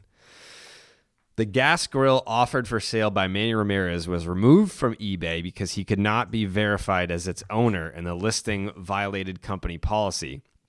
The seller's contact information given to the website when the item was listed was not that of Boston Red Sox slugger Manny Ramirez, said eBay spokeswoman Nicola Sharp. The bidding began with the minimum allowed $3,000 at 1:11 p.m. Eastern on Tuesday and rose throughout the day, reaching 99,999,000. Is that? We'll call it 100 million. It's all nines. By about midnight, the highest bid the website was technically capable of listing. The item was removed from the site on Wednesday. Obviously, it was receiving a high level of interest, as you would expect. We actually tried to proactively contact the seller. We have requested additional verification. If it's not officially from Manny Ramirez, it would disappoint his many fans. And Manny's just like, hey, grill time. It just wasn't. It was a fraud grill. Stephen King just staring at his computer like, if anyone outbids me, I'm going to murder you. Yep. And it's an all-time moment in Red Sox spring training history. Pat, what was your first spring training like? Big league or regular? Yeah, I mean, just the first regular. Like, you're in the Red Sox organization. You were just drafted the year prior. So, like, did you do the Arizona Fall League that fall or no? I never did the Fall League. Did you do Florida Instructional? Yeah. So that was the first time you would. Is it the same JetBlue? Yeah. Okay, so you've already been to JetBlue, but now, like, how separated do they keep you from, like, the real players? So have you guys been to JetBlue? Yes. Okay, so you know the layout, like it's separated by the training rooms and the weight room. So you're not that separated in the sense that, like, you can still go in the weight room when big leaguers are in there, except for certain times. There are certain times where big leaguers are lifting. You stay the fuck out. Right. But I mean, you interact with them as far as, like, passing them by quite a bit, but just in that little area. Because when you walk out of the locker room as a minor leaguer, you go left, and you walk down to all the fields. As a big leaguer, I mean, your mounds are right there. The field, right. You're always on field 1 or 2. So the fields are right there. So, or you're in the stadium. So the only time you really get to interact with them would be in the weight room, because the training rooms are also separate. So was it like a varsity JV feel? No, much worse. Oh, it's it's like if I'm using, I could be mid-set of a machine. If someone, and I did this, someone else will be like, a big leaguer will want to use the machine. I'm done. Never using it again. If you ever need it, you let me know. I'll lift the machine and bring it to you if you need me to. Yeah, it was just like a respect thing. No one ever told you to. At least no one ever told me, because that's probably because I handled it the right way. Maybe there's certain guys that maybe needed a conversation, but I just, anything they needed. I was staying in my corner, trying to do the exercise that I needed to do, and just stay away from them and let them. I mean, most of them were very nice. Most of them weren't assholes. Sure. But, like, yeah, I just stayed away. Would there be any, like, you were a first round pick, so I truly don't mean this disrespectfully, but someone like Meyer, who was like projected to be the best, or like a Bryce Harper, is it different for them, or do they, like, I know there's rookie hazing to various levels and stuff, but like someone like him, would he have to get out, or is he treated the same, or is he treated a little bit differently?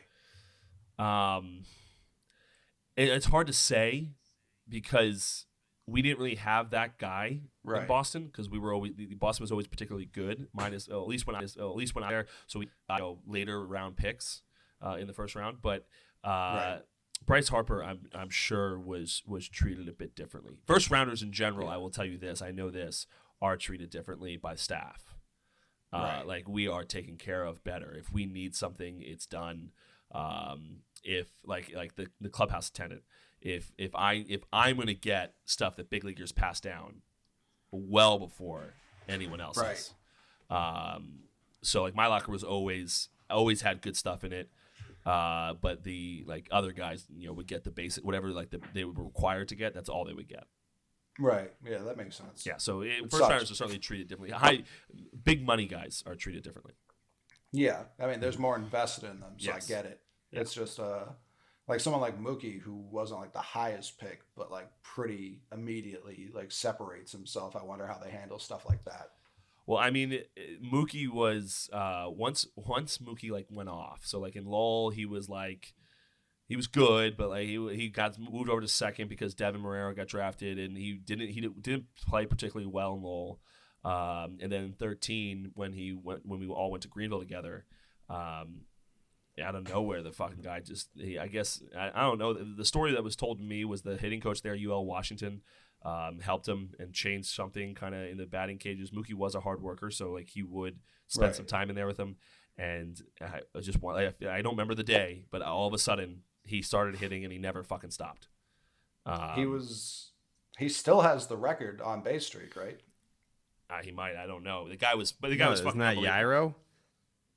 No, Yairo did it specifically for Worcester. Mookie did it for like, I think it was like any level of baseball.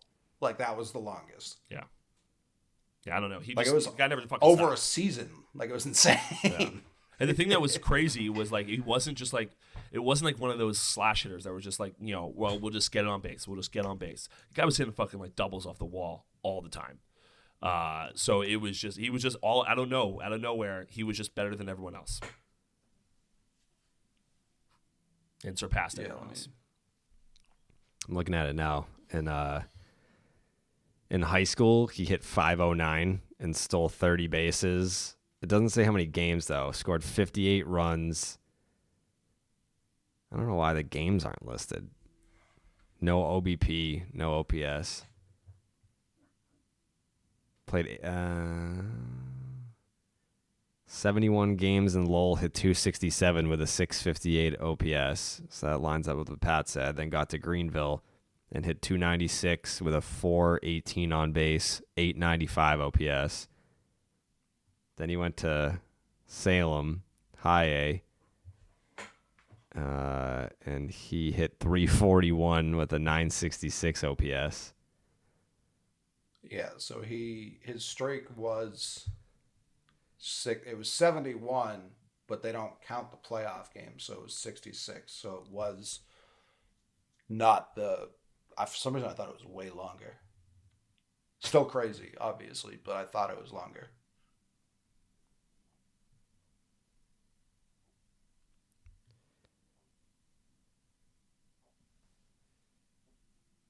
Huh.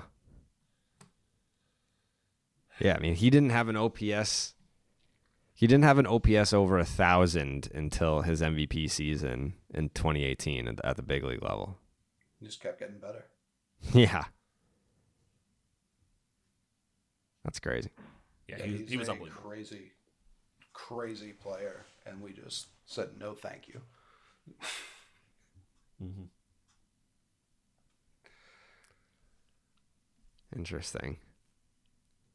How Mookie Betts guy. How annoying do you think people will be if we sign Correa about Mookie? Oh, incredibly. Yeah. Yeah. I don't I mean, know I'll bring that. it up. I'll bring it up for sure. Yeah. But I've also accepted the part where we've moved on, and I'd rather not just keep not paying people because we didn't pay that guy. That would be a bad idea too. I agree. It's just, and I'm not even saying that I would personally be upset if the Red Sox signed Correa, which I don't. I think he's staying in Houston. That's my best guess. I think he's staying in Houston. But let's just say, hypothetically speaking, after the lockout, the Red Sox sign Carlos Correa. It would have negative impact on multiple layers because I think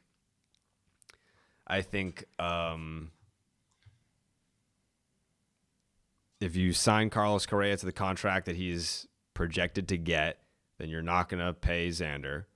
And if you don't pay Xander, I don't think that Rafi has much reason to stay either. Like I think Rafi, I think if you pay Xander, that you get to keep both. I think Devers would love to stay under those circumstances.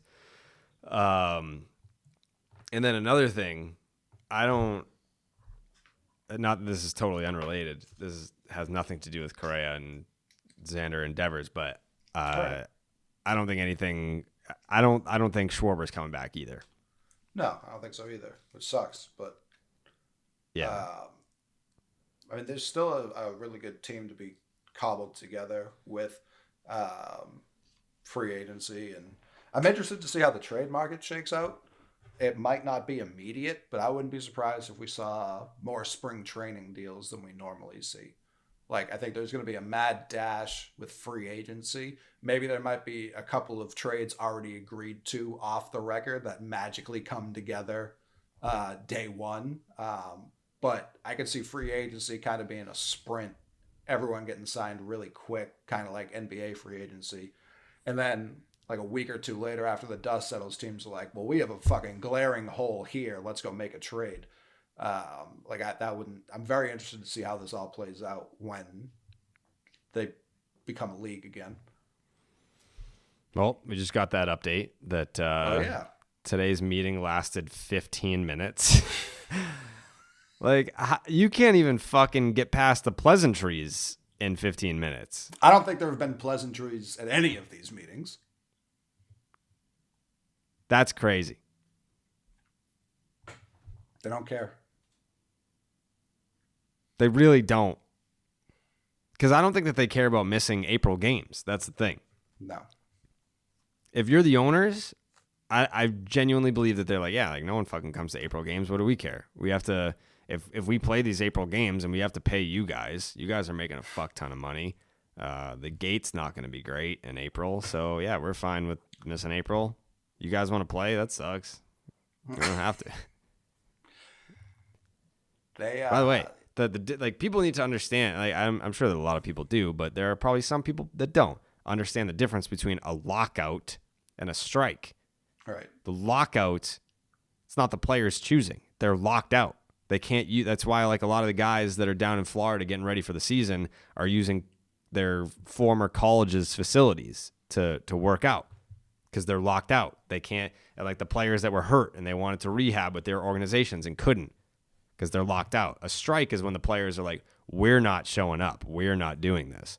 Right. They're being locked out by the owners in the league. So like you need to sort your sympathies appropriately. That's why when Manfred was like, the phone works both ways. No, it doesn't. Like, you guys lock them out. That's on you. Like, it sucks. I just want free agency to end. Like, it's kind of like a nice bonus because I love free agency for all three sports. It's so intriguing to me. So it's like a bonus second free agency we don't always get. But I don't want to miss games because of it. Like, there's plenty of time to do both.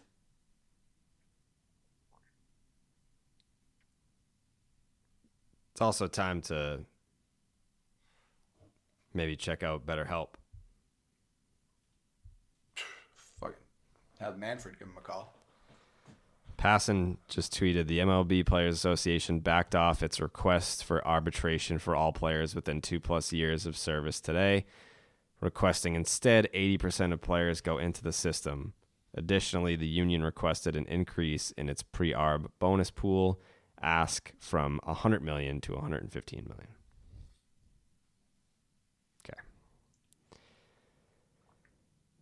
Okay.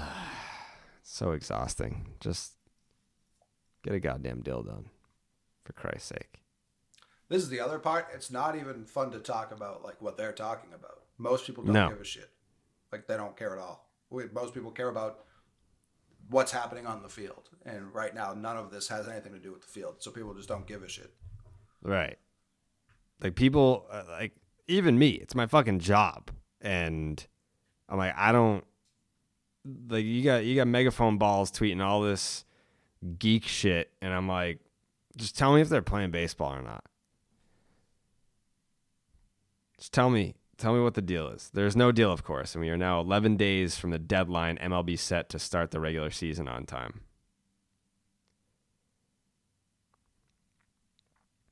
Yeah, I just want to play baseball.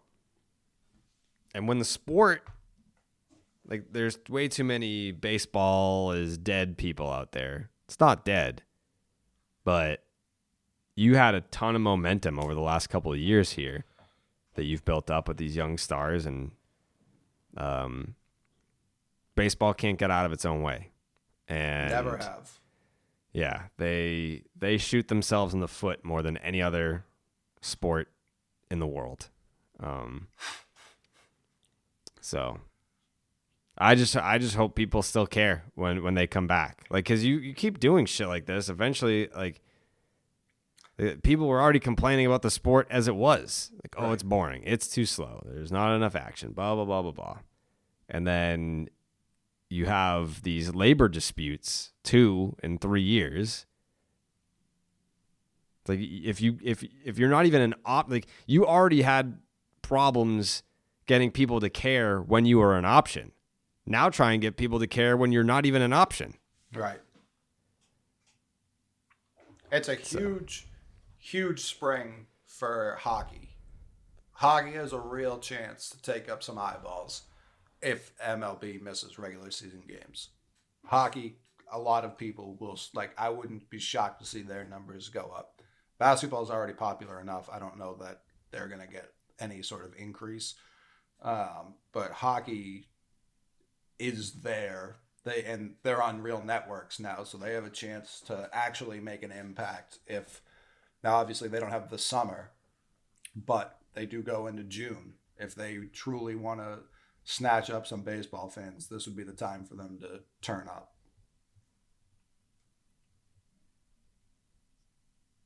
Mm-hmm. Anyways, BetterHelp. I feel like both of these sides could use someone to talk to. They got a lot of things that they got to talk through. And you might as well, listening to this podcast right now. And that's where BetterHelp comes in. BetterHelp.com/rocket gets 10% off your first month. So write that down before we get into this. This podcast is sponsored by BetterHelp Online Therapy. We talk about BetterHelp a lot on this show. And this month, we're discussing some of the stigmas around mental health. We mentioned some of it earlier in the podcast, actually, when we were talking about the Tyler Skaggs trial. And for example, some people think you should wait until things are unbearable before you go to therapy, but that is not true.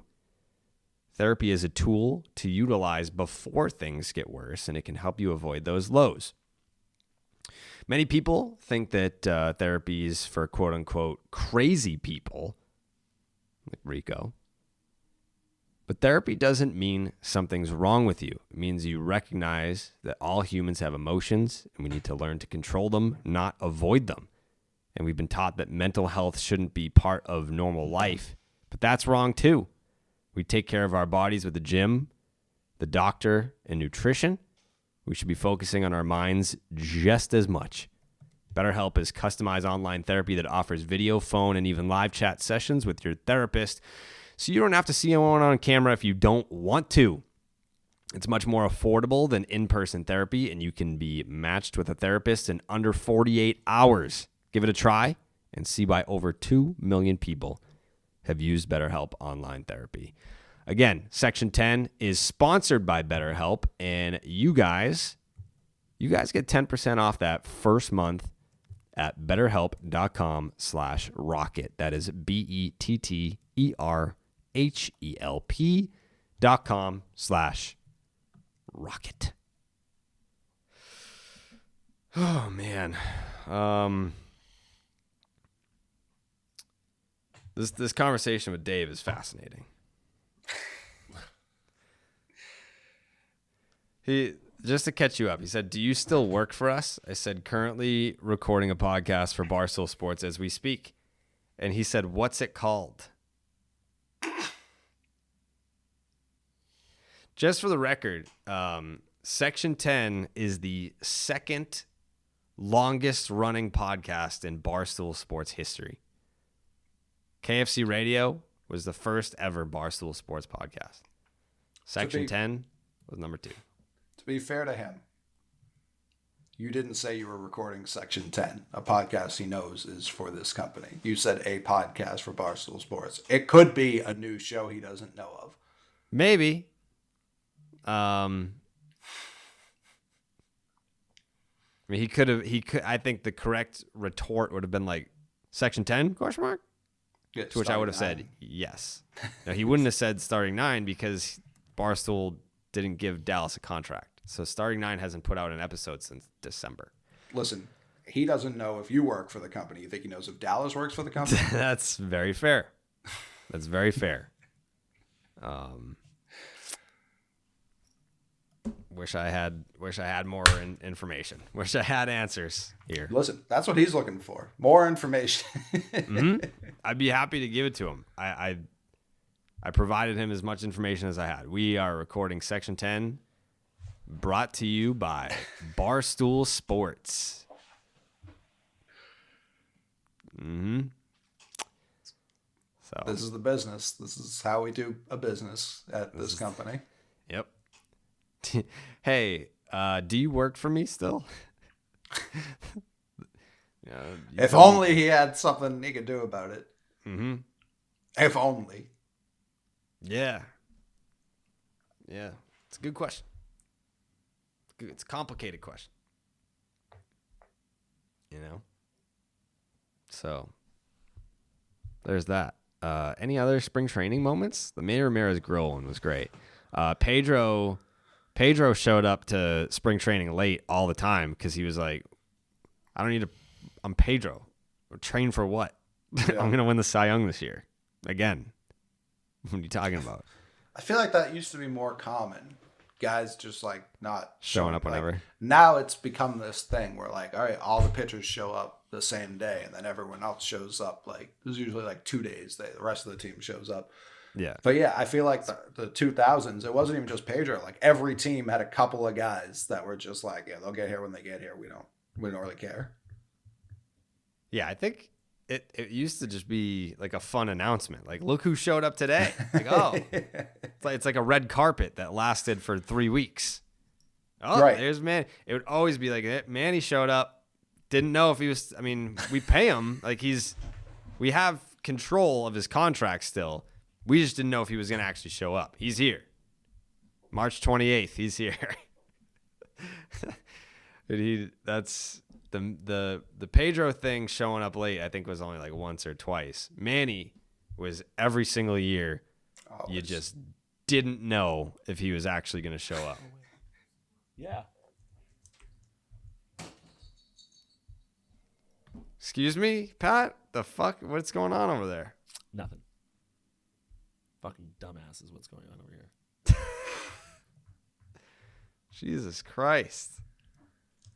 This guy wants to talk about how Magic Johnson wasn't a nice guy.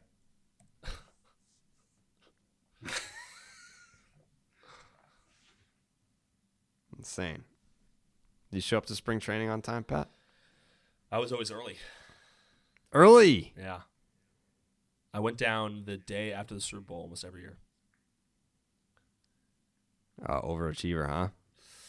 It was just a good look.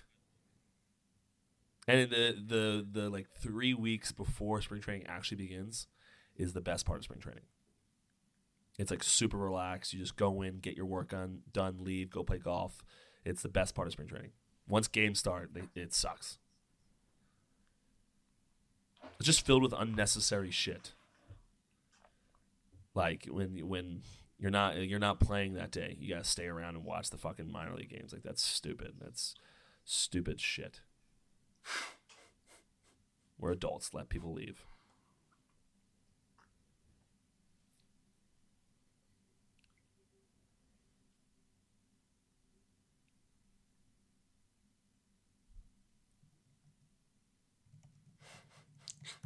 He's like, and what's Section 10 about?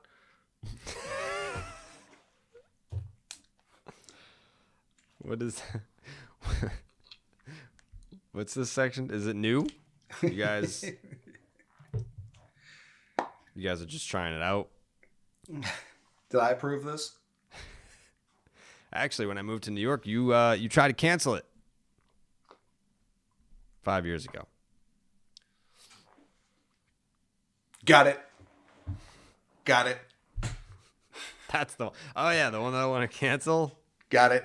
You guys are still doing it? God damn. Forgot to cancel it. Yeah. That's what happened with the hit video series Jersey Day. Oh yeah, I remember that. He meant to cancel it like immediately, pretty much, and just forgot. And then one day, Glennie asked him about it, and he was like, "Oh yeah, I thought that was canceled." Glennie was like, "No." He's like, "No, now it is. It's canceled." No. Me and YP were like, "Balls, what the fuck?" Well, it might what have did been you- Balls who did it, or YP who got it canceled. I can't remember. I just know it was one of them. What was it? It was UYP and Glennie would just go to like a thrift store and buy jerseys. YP set up something where like he would tag the thrift store on Instagram, so he was just like renting them. I pretty much used my own and would buy some. And I don't know what Glennie was doing. The argument started between YP and Glennie because Glennie wore a jersey, YP said it was fake, and that turned into a big argument. Which became a very famous Barstool Sports program. Oh, smash it. Mm-hmm. I remember it. That was 2017? Yeah, I mean, it started pretty immediately, I feel like. Oh my god. Oh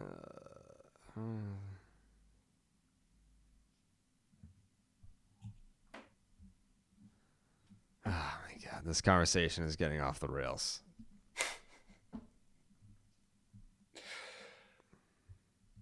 With the text or this conversation?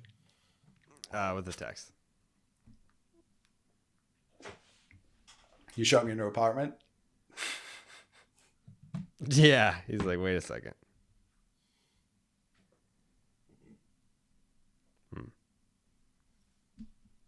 Well, anything else? Jake? Can I do my favorite spring training moment? Yeah, of course. So mine's recurring too.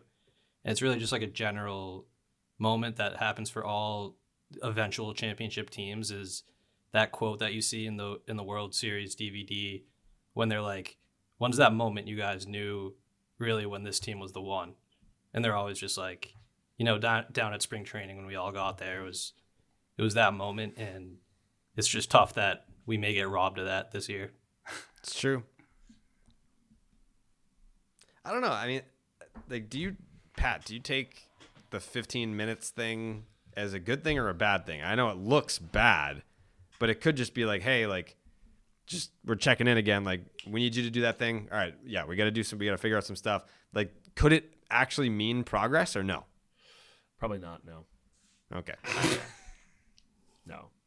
Right. Because they haven't made any progress up to this point. If they were getting closer and closer and closer, and then the last meeting was 15 minutes, and okay, we're good, let's do it, then okay, it makes sense. But more than likely, the MLBPA gave them their counter offer. The Major League Baseball owners were like, "This is fucking terrible," and they fucking left. That seems like the MO for all these meetings. They don't even seem to be close. I've read a couple things that made it seem like they've at least got like the skeleton in which to build the rest of the body off of, and it's like super embarrassing it took so long to get to that point. Yeah, I don't know. I just hear about mainly the players giving concessions. I don't ever hear about the owners giving concessions. No, it's how it goes every single time. Yeah, so Every time. So here we are. Stupid. And like, I think it's also important to remember the last time it was this bad was 94. And that was the players' strike. And the MLB responded to that with steroids. So like, if this ends up in lost games and lost revenue, whatever the MLB's fix is will be wrong and damage the sport more. So I'm looking forward to that. Hell yeah.